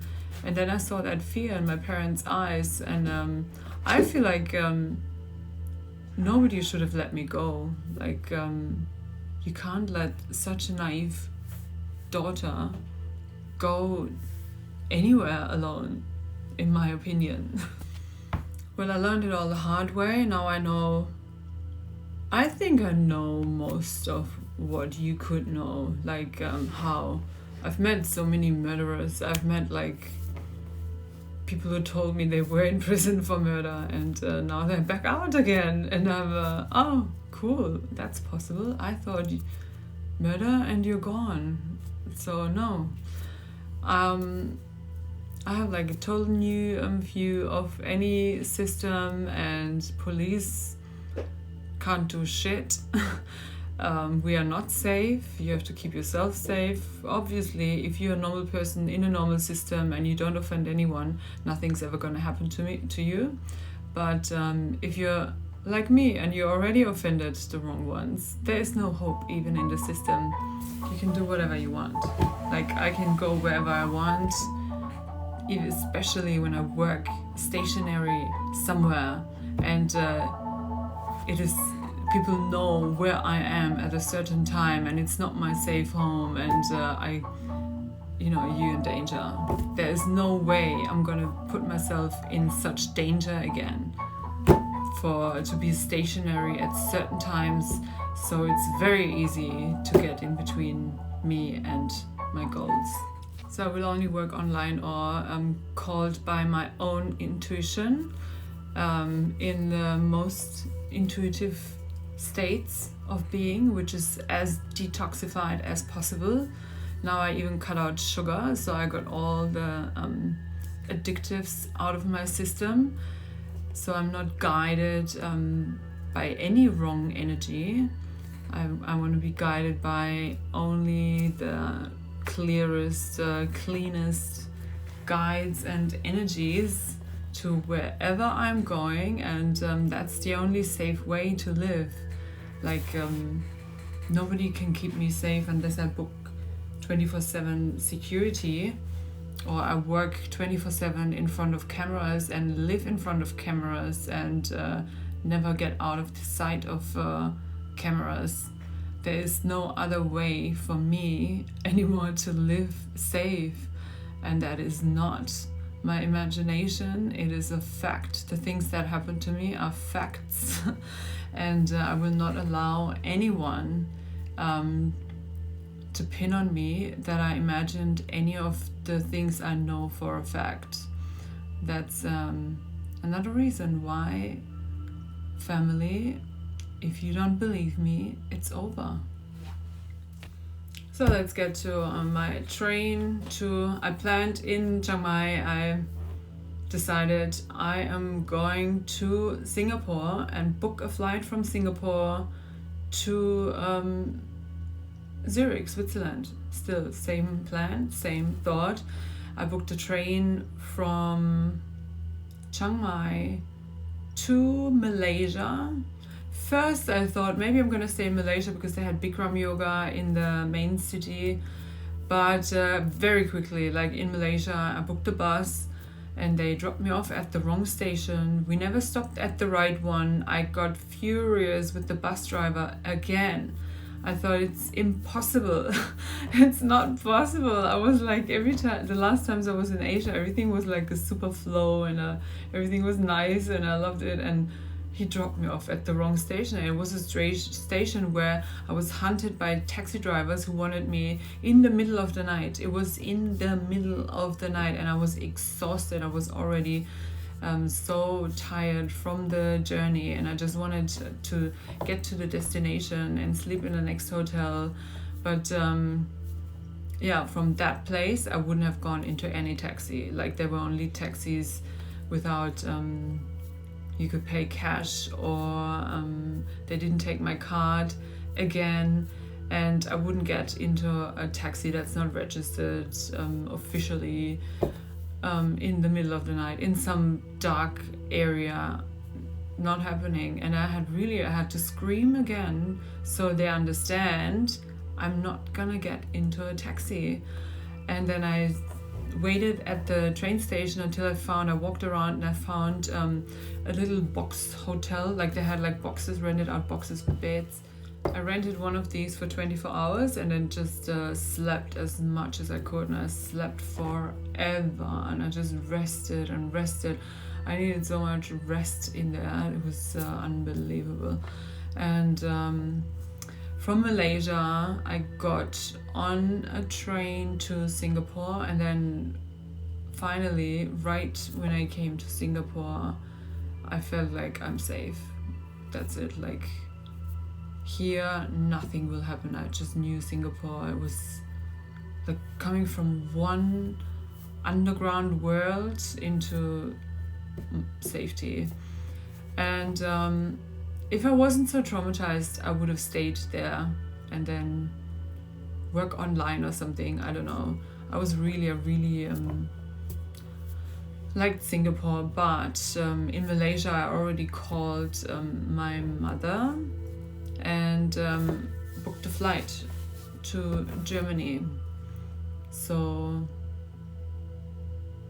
it felt, with Emirates, I don't know, it felt kind of weird getting back to Germany. I never wanted to go back to Germany. I just wanted to pay these bills from somewhere, and then I'm disconnected and out of it. But now I realized I still had stuff here. I didn't know. I thought I took all my things from my mother's home, but now I found even like plates and cups I painted as a little girl, and I'm really happy I got them now as well.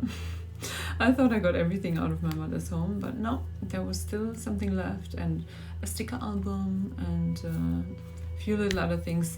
My necklace you get in hospital when you were born, someone threw in the back corner of some dark, dusty spider web covered attic storage. And I found it by accident because the cat went in there, and I got all the stuff to the front. I like to clean things. Like, that room was a storage room. The complete room was a storage room. Now it's a beautiful guest room with some children's play stuff in there, but everything nice in order. And that's when I found my birth necklace. Someone threw that there. I'm gonna go through the whole house again, so nothing is left here when I leave again. So this time, let's see what happens.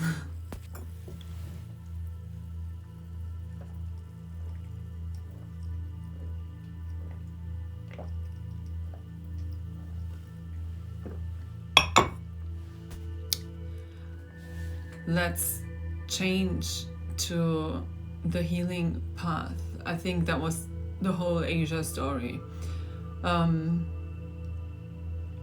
Anything else important? Oh, I forgot.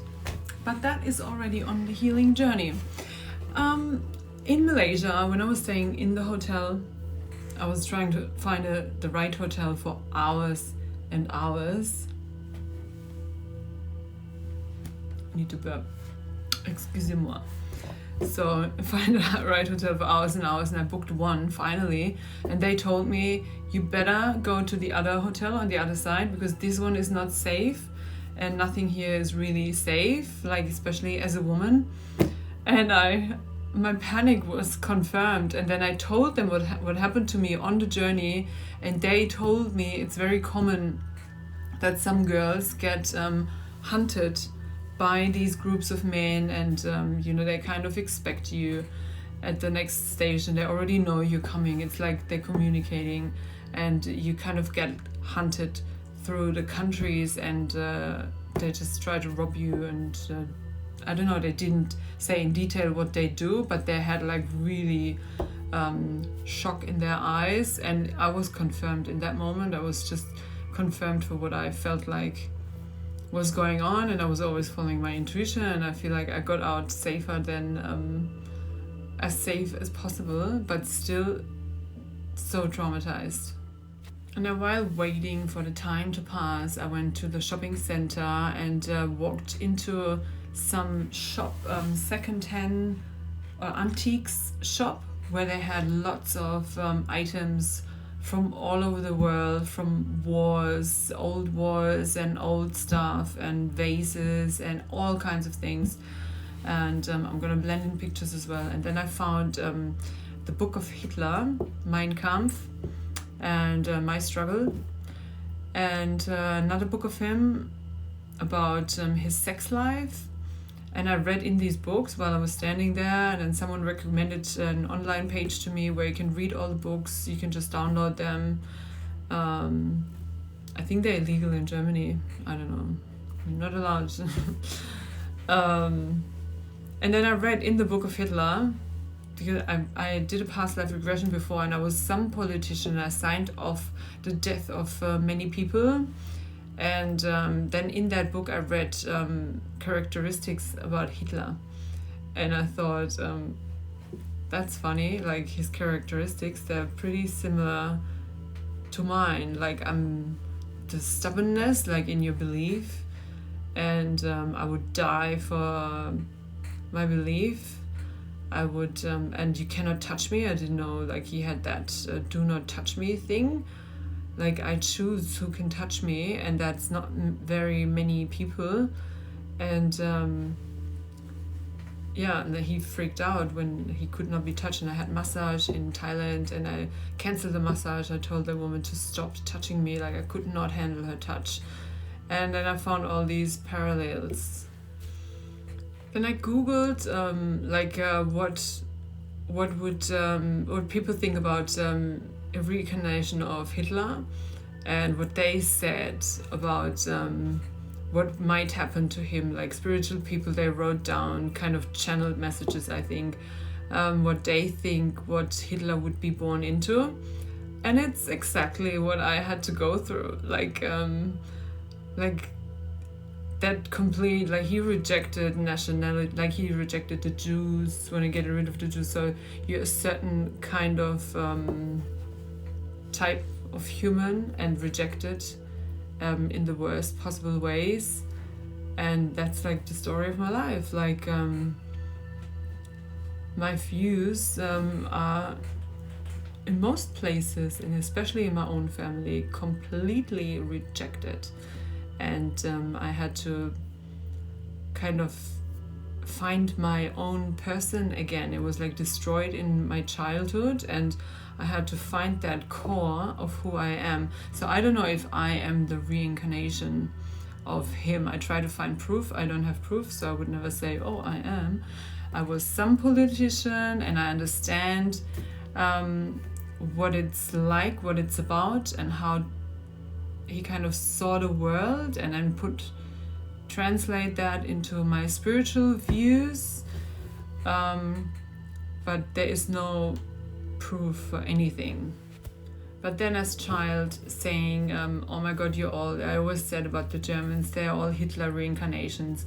In that moment I felt like maybe I was projecting, I'm kind of a Hitler reincarnation. If I was that politician and I was that Hitler person, and now I'm being treated like that in Germany, I am projecting Hitler reincarnation on them because it's me. So I am the Hitler reincarnation, while I'm thinking that Germany is the country that implemented what Hitler taught them. Like they're still working their ass off, like for no obvious reason. Like in my opinion, it's not the purpose of life what Germany is working for. And it's the complete opposite of what I believe in. And but they're still like so trained by times of Hitler to follow his rules, and then the system is as crooked as Hitler's system was, and they're not even realizing it. So I thought they are the Hitler reincarnation, and then trying to implement just knowing that strength could be inside me, I started integrating that strength. And I would say that was the moment that changed my life. Finding the core, that strength, like projecting Hitler reincarnation because of complete rejection of who you are, and then finding that Hitler inside of me with the strength of Hitler. And I started watching movies and documentaries. I never watched them. I was never interested in history class. I rejected studying history. My history teacher begged me to study history. He said, you're like average to good in all other subjects and really bad in history, because I wasn't listening, I wasn't studying, I didn't care, I didn't show any interest. And then I started looking into it, and I just started implementing the strength of someone like Hitler into my system. And if that is my core, if my core can be that strong, nothing can break me. And I know now, like, what happened to me, and nothing since that moment, since I integrated that strength, nothing can break me. The world can do whatever they want. I know now what I'm capable of and what not, who I am, the rules I live by, and nobody can break my spirit. Now I don't do a past life regression to find myself anymore. Now I do it to manifest something. Like when the whole course changed. Like first I just wanted to know all the parts inside of me, who I was, who I could be, what is there, everything you could be or integrate as a human, the strength I needed to not be bothered when anyone says something. I'm still hurt when energies attack me. Like I can still feel everything around me, and I always will, because I'm capable, I'm able, I have that ability, like I'm connected, so I can feel the pain of other people, and I can feel what somebody goes through, and if it was similar to what I went through, it's even easier to see it. But even saw or felt things in bodies I have never had anything to do with, and that is my passion. That's the passion I'm going to work with. And when I do past life regression now, or more hypnosis, I just want to program my mind in a more positive way, and then maybe manifest whatever I'm probably able to manifest. And I feel like I felt like I found myself in 2017 when I had the 7th ayahuasca ceremony. But what I found then was not all parts of myself. It was the way how to work with the life cycles. Like I have that, the cycle closed, the 7th ceremony closed the cycle of my emotional experiencing of life. So whatever happened, I knew I would always bounce back. Like I already knew, like I would never commit suicide, because you always bounce back. It's a cycle, it closes, like you cannot get out of it. You cannot, you're not gone when you end yourself. So that was like the first wholeness I found, and this one is another wholeness. And there are probably more forms of wholeness you can find, like there are many awakenings you can have in a lifetime, and you can lose it again when somebody traumatizes you. But I think when you found the core nobody can break, what do they want to do? Like, the other things on the way I haven't mentioned, I can't remember, but I'm gonna add it again. During a university, I did family constellation whenever I had a block. That's also something that has to be mentioned if I haven't before. Family constellation unlocked and unblocked whatever got me stuck on the path of finishing my university degree, which in my opinion was all family related. When I was close to my family, and I was always like sad because of my family, and if I want to I can still go into the feeling and be sad that I was born into such family where I have to feel that way. And it doesn't change my view. Like my view, when I look at them, to me everything's fine. It's not my view, I know that. It's them looking at me and not being able to accept that this is me. You have to accept that. There is no other way. There is no other me. It's not going to change. I am not going to change. That's me. Like, you have to deal with it. And if that's something somebody cannot live with, we shouldn't be living together, in my opinion. So yeah, family constellation, all family related stuff, I unlocked like in a day, in an instant. And I did many of them, and really liked it. Then talk therapy. I always planned to do talk therapy in every place I lived, but then most of the time I would I think the first therapist I found who I really wanted to talk to was in Sydney, and she met me 3 times, and then she got promoted and got her dream job. I don't know if she called it dream job, but it was the job she wanted for a long time, and then she got it and was gone. She said she's not doing private practice anymore. And so I never got to a longer talk therapy. I saw my mother's old therapist here, who helped me very much as well, but then he wanted to put us together in therapy, and I'm not. In that moment I realized, like, people who want to hurt me, they must at least pay me to be in a room with me. It's like I cannot accept that anymore. But even that, finding that strength next to my mother is something he helped me to achieve in a very short amount of time. And if I was able to pay him myself, I would keep going, but I'm not taking money from my mother to see her old therapist. It's like I don't want any money from her. I don't want any money connection. It's I just want out of this. Let's come back to now, which is the most important in our all lives. The now. This is where I usually live, and this is the reason why I took years to record anything, because I didn't want to go back into the past. And then the first times I tried to even write down what happened, it's so like you get pulled back, and then trauma hits you, and you fall back in a paralyzed mode. Like, it takes years and years. I do not understand why in some countries like Switzerland a rapist would only get 2 years. Like, he rapes a woman and a whole life is destroyed. Like, some might be stuck forever and never get out. Some might take drugs until they die. Some might commit suicide. Rape is like murder of the soul. Like, they're taking away a part of her soul. And to not punish that with lifelong sentences like murder I don't understand. But I understand you can't prove rape. So I thought about the spiritual part, and I still don't understand that 100%, but fact is fact. Rape brought me back to my core. So they kind of helped me to find the core.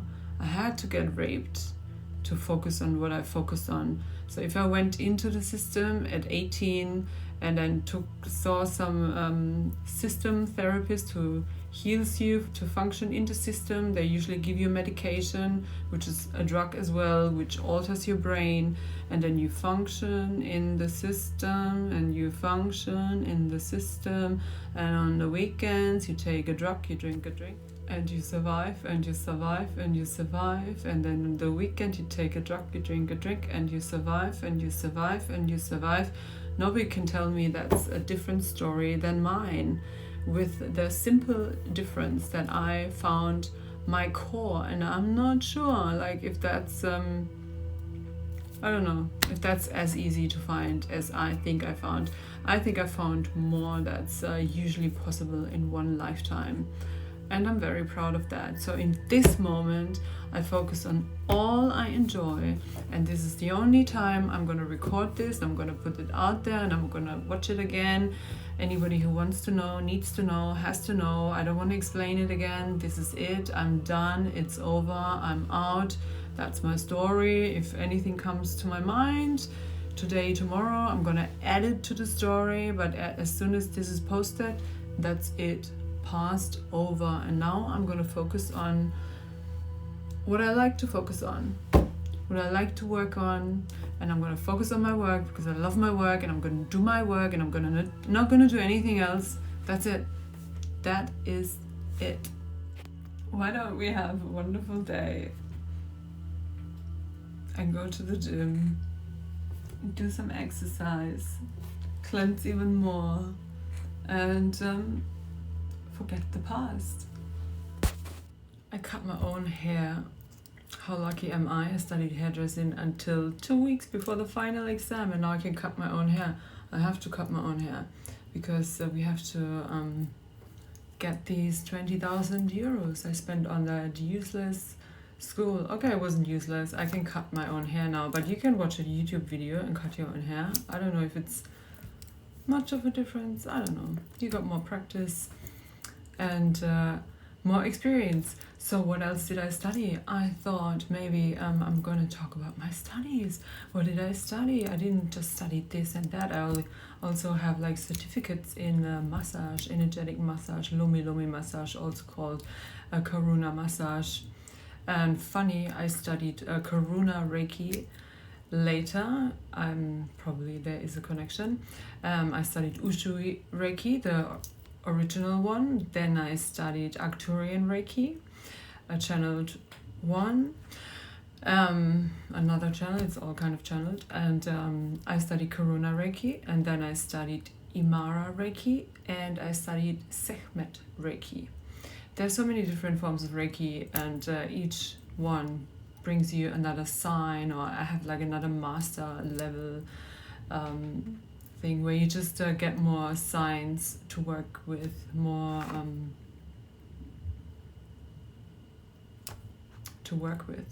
and to channel like all kinds of energies. I have like a tool set of so many different kinds of energies, and then by intuition I call in the energy that is needed in that certain moment.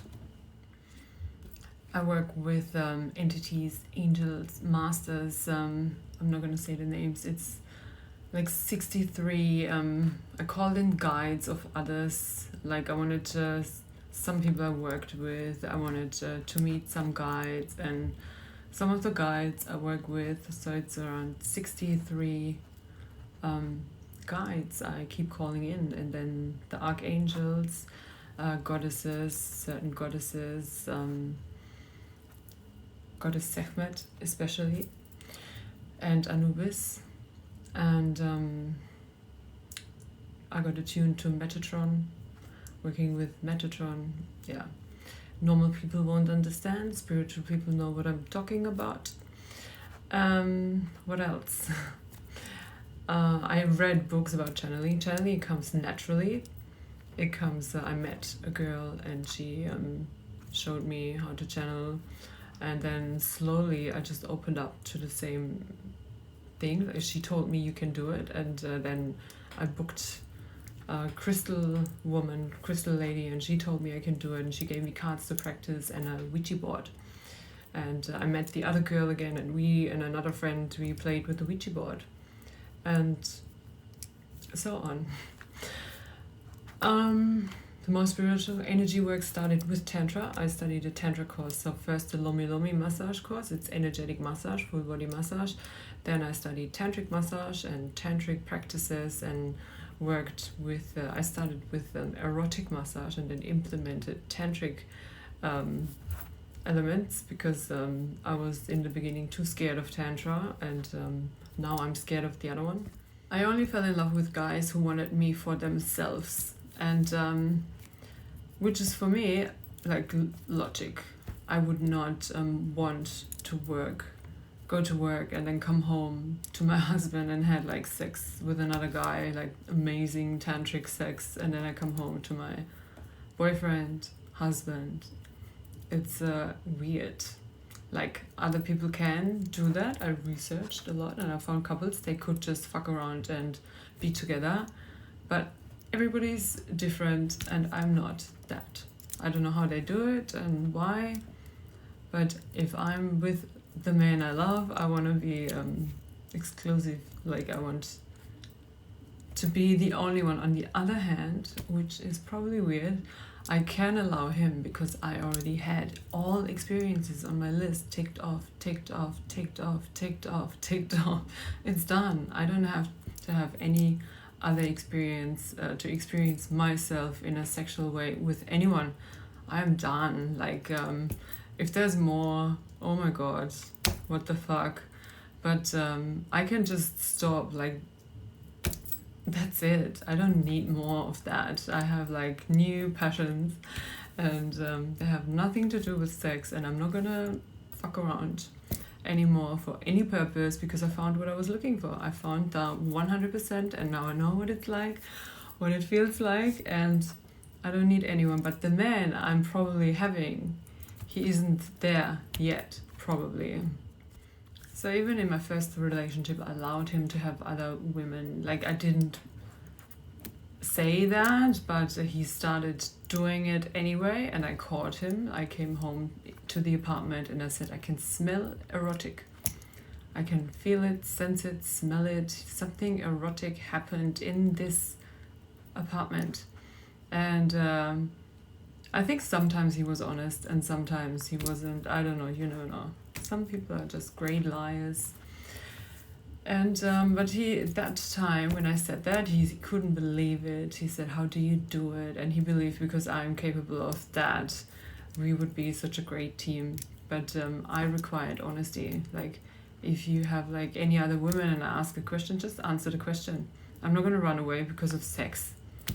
Like, hello, who am I to judge anyone who has any sexual experience they haven't had before? Why would you stop them? Why would you stop anyone to have like the full experience in one lifetime? You can't stop them to do that, in my opinion. So I had my full experience. Why would you stop your partner? But if a woman didn't have their full experience and they are not even requiring more, and the man wants that, I would just say you're not a match. Don't be together if you have like different requirements in life. My next super passion, which I also studied like intensively, marriage and who's a match, who's not. So in my opinion, everything is energy, values, direction, then the ability to grow at the same pace. Then what do you put inside your body? Like, if one is an alcoholic and the other one is a meth addict, they're not gonna go well together. That's just a very extreme example of very extreme example. But that won't be a match for very long because they grow in different directions and different paces. So what the fuck do you want from the other person? Like, you cannot tell them to change. If you want to change someone, there is no reason to be with the person anyway. Then I studied that in and out, and it all comes down to energy and then karma. If you, like, in the normal world you call it forgiveness. If two are together and they have no karma, it means they will always be capable to forgive each other for whatever happens. And that's a karma-free relationship. Like, you don't have to resolve anything this lifetime and learn to let go from the person. You can keep going because you're able to forgive each other, like, indefinitely. That's non-karmic. And karmic always ends. You either suffer till the end or it ends. But your lesson would be to let go of the person if it's constantly hurting you. That's a karmic relationship. Then I have certificates in coaching, NLP. They got stolen in Bali, but I could text the company again and ask, can you send me another one? But I'm working for myself. Like, if someone wants to book me, they can book me. I don't feel like I need proof for anything. If anyone feels like they need proof, do not book me. Then, of course, my bachelor degree in business psychology with market and advertising psychology as major. And the coaching was a part of that as well. I wrote a thesis about online coaching. Before everything went online, before COVID happened, I wrote a thesis about how effective online coaching would be compared to one-on-one. And then I researched and I interviewed people and to see like what they had, what experiences they had and how effective it was and how they see it. And it was really a time where nobody would believe the world would go online so quick. So I read a big fat book about psychotherapy, the history of psychotherapy, and there was like a study they've done over the course of 13 years and compared all the different modalities to each other, and the most effective, according to the book, was, that's how I saw it, was hypnosis. Hypnosis gets you the quickest to anywhere. I don't really understand why that's not a very common thing. Maybe not many people dare to have, I don't know, maybe there's too much fear around hypnosis, but it's the best thing. Like, I do hypnosis with myself. It's the best thing to program yourself. These are my current studies: hypnosis and past life regression. And past life regression is kind of the same thing. Like, if you believe in past life or you don't, you get access to your subconscious. And it's the same with ayahuasca. You drink ayahuasca, in my opinion, you were like working with your subconscious as a hallucination. And hypnosis, like if you do a past life regression, you go into hypnosis and you already go in there with the intention to go to a past life. So your subconscious, even if you don't believe in it, your subconscious might create that past life. But it's kind of the same thing than ayahuasca. You just create that story you can work with, but you also go in with the intention to release something, to solve a problem, and then you solve the problem during that journey through past lives. And it's so simple. It's like you create that story, you come out with a solution, and you can program your mind on an emotional level, and perfect, next. I do not understand why past life regression is so rejected anywhere, like, or not a very extremely common thing, or hypnosis, why it doesn't go through. It probably will very soon. It's the same thing with Reiki. When I explain Reiki to people in Germany, they're like living behind the moon. That's how we say in German. I don't know if that's the same expression in English, but when I talk about Reiki, nobody knows what it is. I have to explain. Same thing when I studied business psychology, like many years ago. In the beginning, I had to explain to everyone what is business psychology. Now people know what it is, but then I had to explain. So probably in the future, everybody will know what Reiki is. It's like,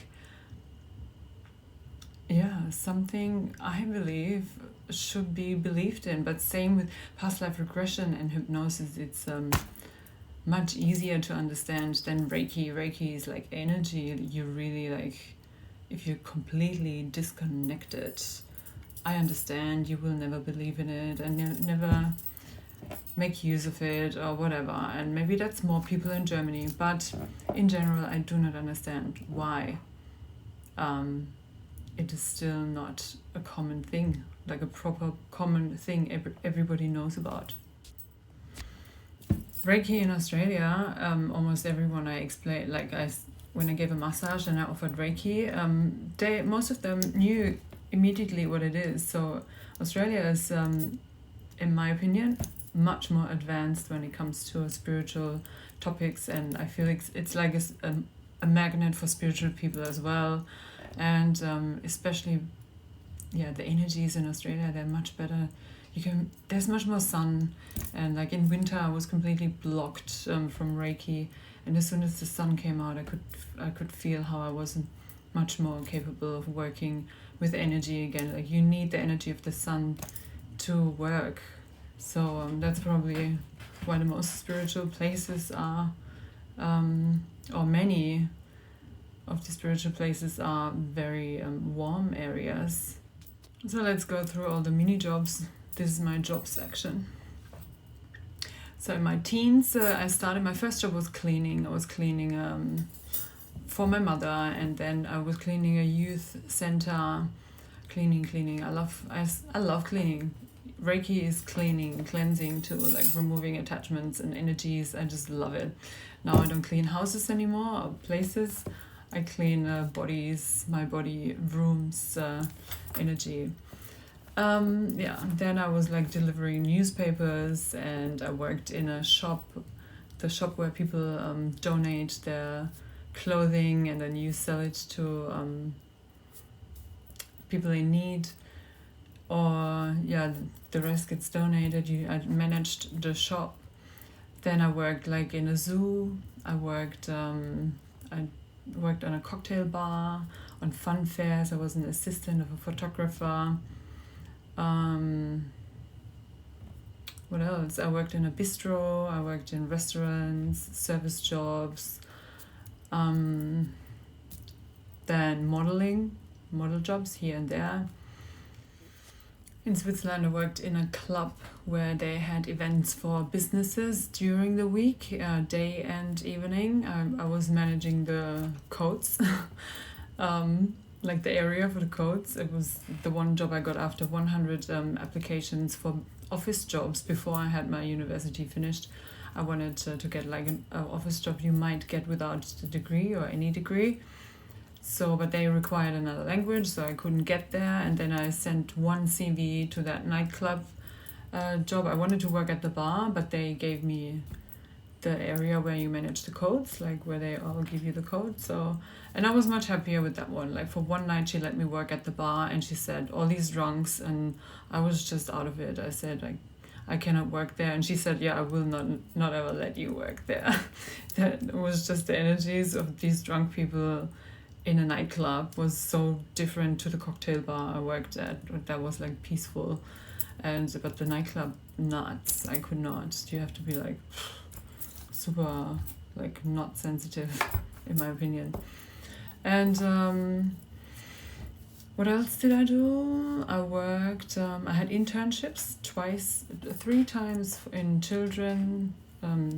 childcare centers, 3 different ones, 2 in Germany, in my hometown, and 1 in Sydney, because I studied childcare in Sydney. Then I had an internship at a TV, for a TV show. I worked with the hair and makeup artist. Then I could have gotten into an internship for my favorite TV show in Germany, but I missed the call, and then she was angry. She said, you had such a great opportunity and you missed the call. That's like so unprofessional, and you're not getting the job. During school, much like early in my teens, I had another internship with disabled. That was just 1 day per week. Like my school, for 1 year I went to a private school because something went wrong on the other school, and then I might have not passed, and my mom took me from school and put me on a private school far away from hometown, so I wouldn't get in trouble with the people I was in contact with. And on a private school, you had to have once a week, for 1 day a week, you had to do some social work internship. And I was with disabled, and I really, really hated it. I could not. Every day I went back from that day back home, I felt like I was carrying the weight of the world on my shoulders. I cannot. It's a job I could never do. Like, it was so heavy. And the people were not to be controlled. Like, they would just hit you, and then by law, and they're allowed because they're disabled. And me, as that sensitive person, being hit daily by some person who's allowed to hit you, it's like the same than being raped and he's allowed, because there's no law that protects any woman from rape. Like, nobody can prove if you agreed or not. Same thing later. So early enough, I felt that helpless already with people who are allowed to hurt you. And that's one job I could never do. I think my mom thought I could do this even now. That's what I felt. I kept telling her it's not even a possibility. It's not happening. The first thing I'm gonna do is go online. I just got a message from a guy. He said, let me know when you get scammed online. Why? It's probably gonna happen, and I keep trying to figure out, like, in what ways could they. Like, I have to find the safest way to work online and not be scammed. So I don't know how you do that.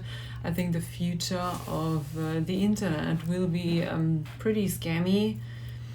in general. So I do not understand these people, seriously. I do not want to understand them. I do not understand a human who try to trick another human to benefit. Like, go and work. Or, now even Germany. Like, Germany lets everybody in. Just go to Germany and work. Like, why would you scam someone? Keep your karma clean. Like, you don't have to scam anyone to get anywhere. You can just go and work, or find yourself and find your talents. Like, there must be one, and then work with that. But why trick someone? And I return all energies anyway, so anybody who attacks me, well, I'm sorry for them. I'm always sorry for them.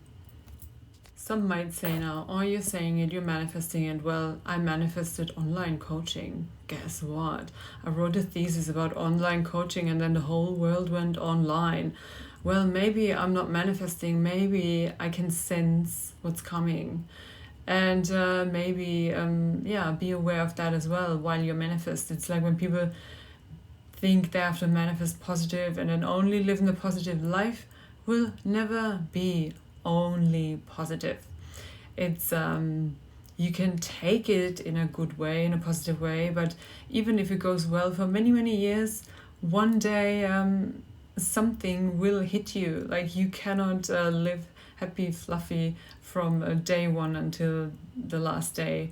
You have to be capable to deal with what's coming, and what is coming is a more and more scammy online future. It's like, it gets more like everything. There will be more Reiki, there will be more scams, there will be more of everything.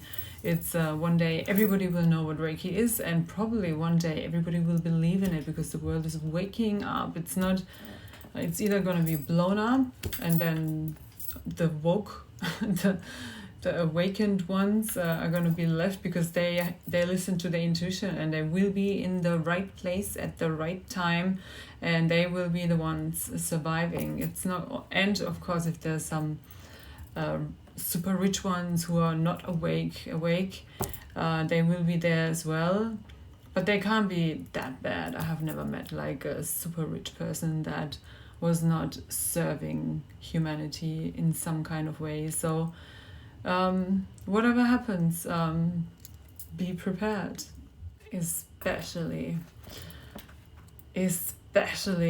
when you create karma. And creating karma always means you're taking away another human's or being's will. If you have a child, you're constantly taking away that child's will. Child wants to do this, but has to do that because system says so, or mommy says so, or daddy says so. You're taking away another being's will means you are creating karma, and karma will always come back. And you cannot manifest karma doesn't exist, and then maybe a whole lifetime, you might be so disconnected as a narcissist. You're so disconnected you wouldn't even feel what hits you, because you have no connection to your feelings. Of course that can happen, but then you got another lifetime, and in that lifetime you're gonna find out there is karma. It's like you cannot run from karma.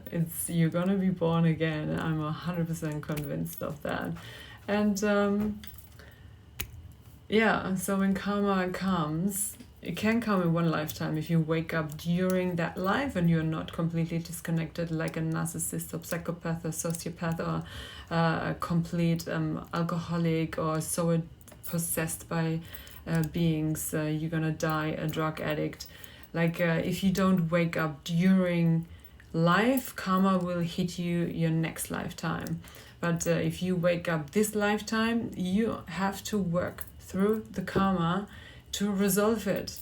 It's like at one point you have to, and then you have to go through the pain. You have to accept it. You have to learn to deal with it. You have to get through it. There will be that point. If you took away another being's will at any point, it will come back to you.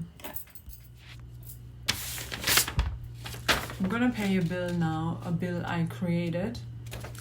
I consciously created, so I'm gonna pay it. Have a wonderful day.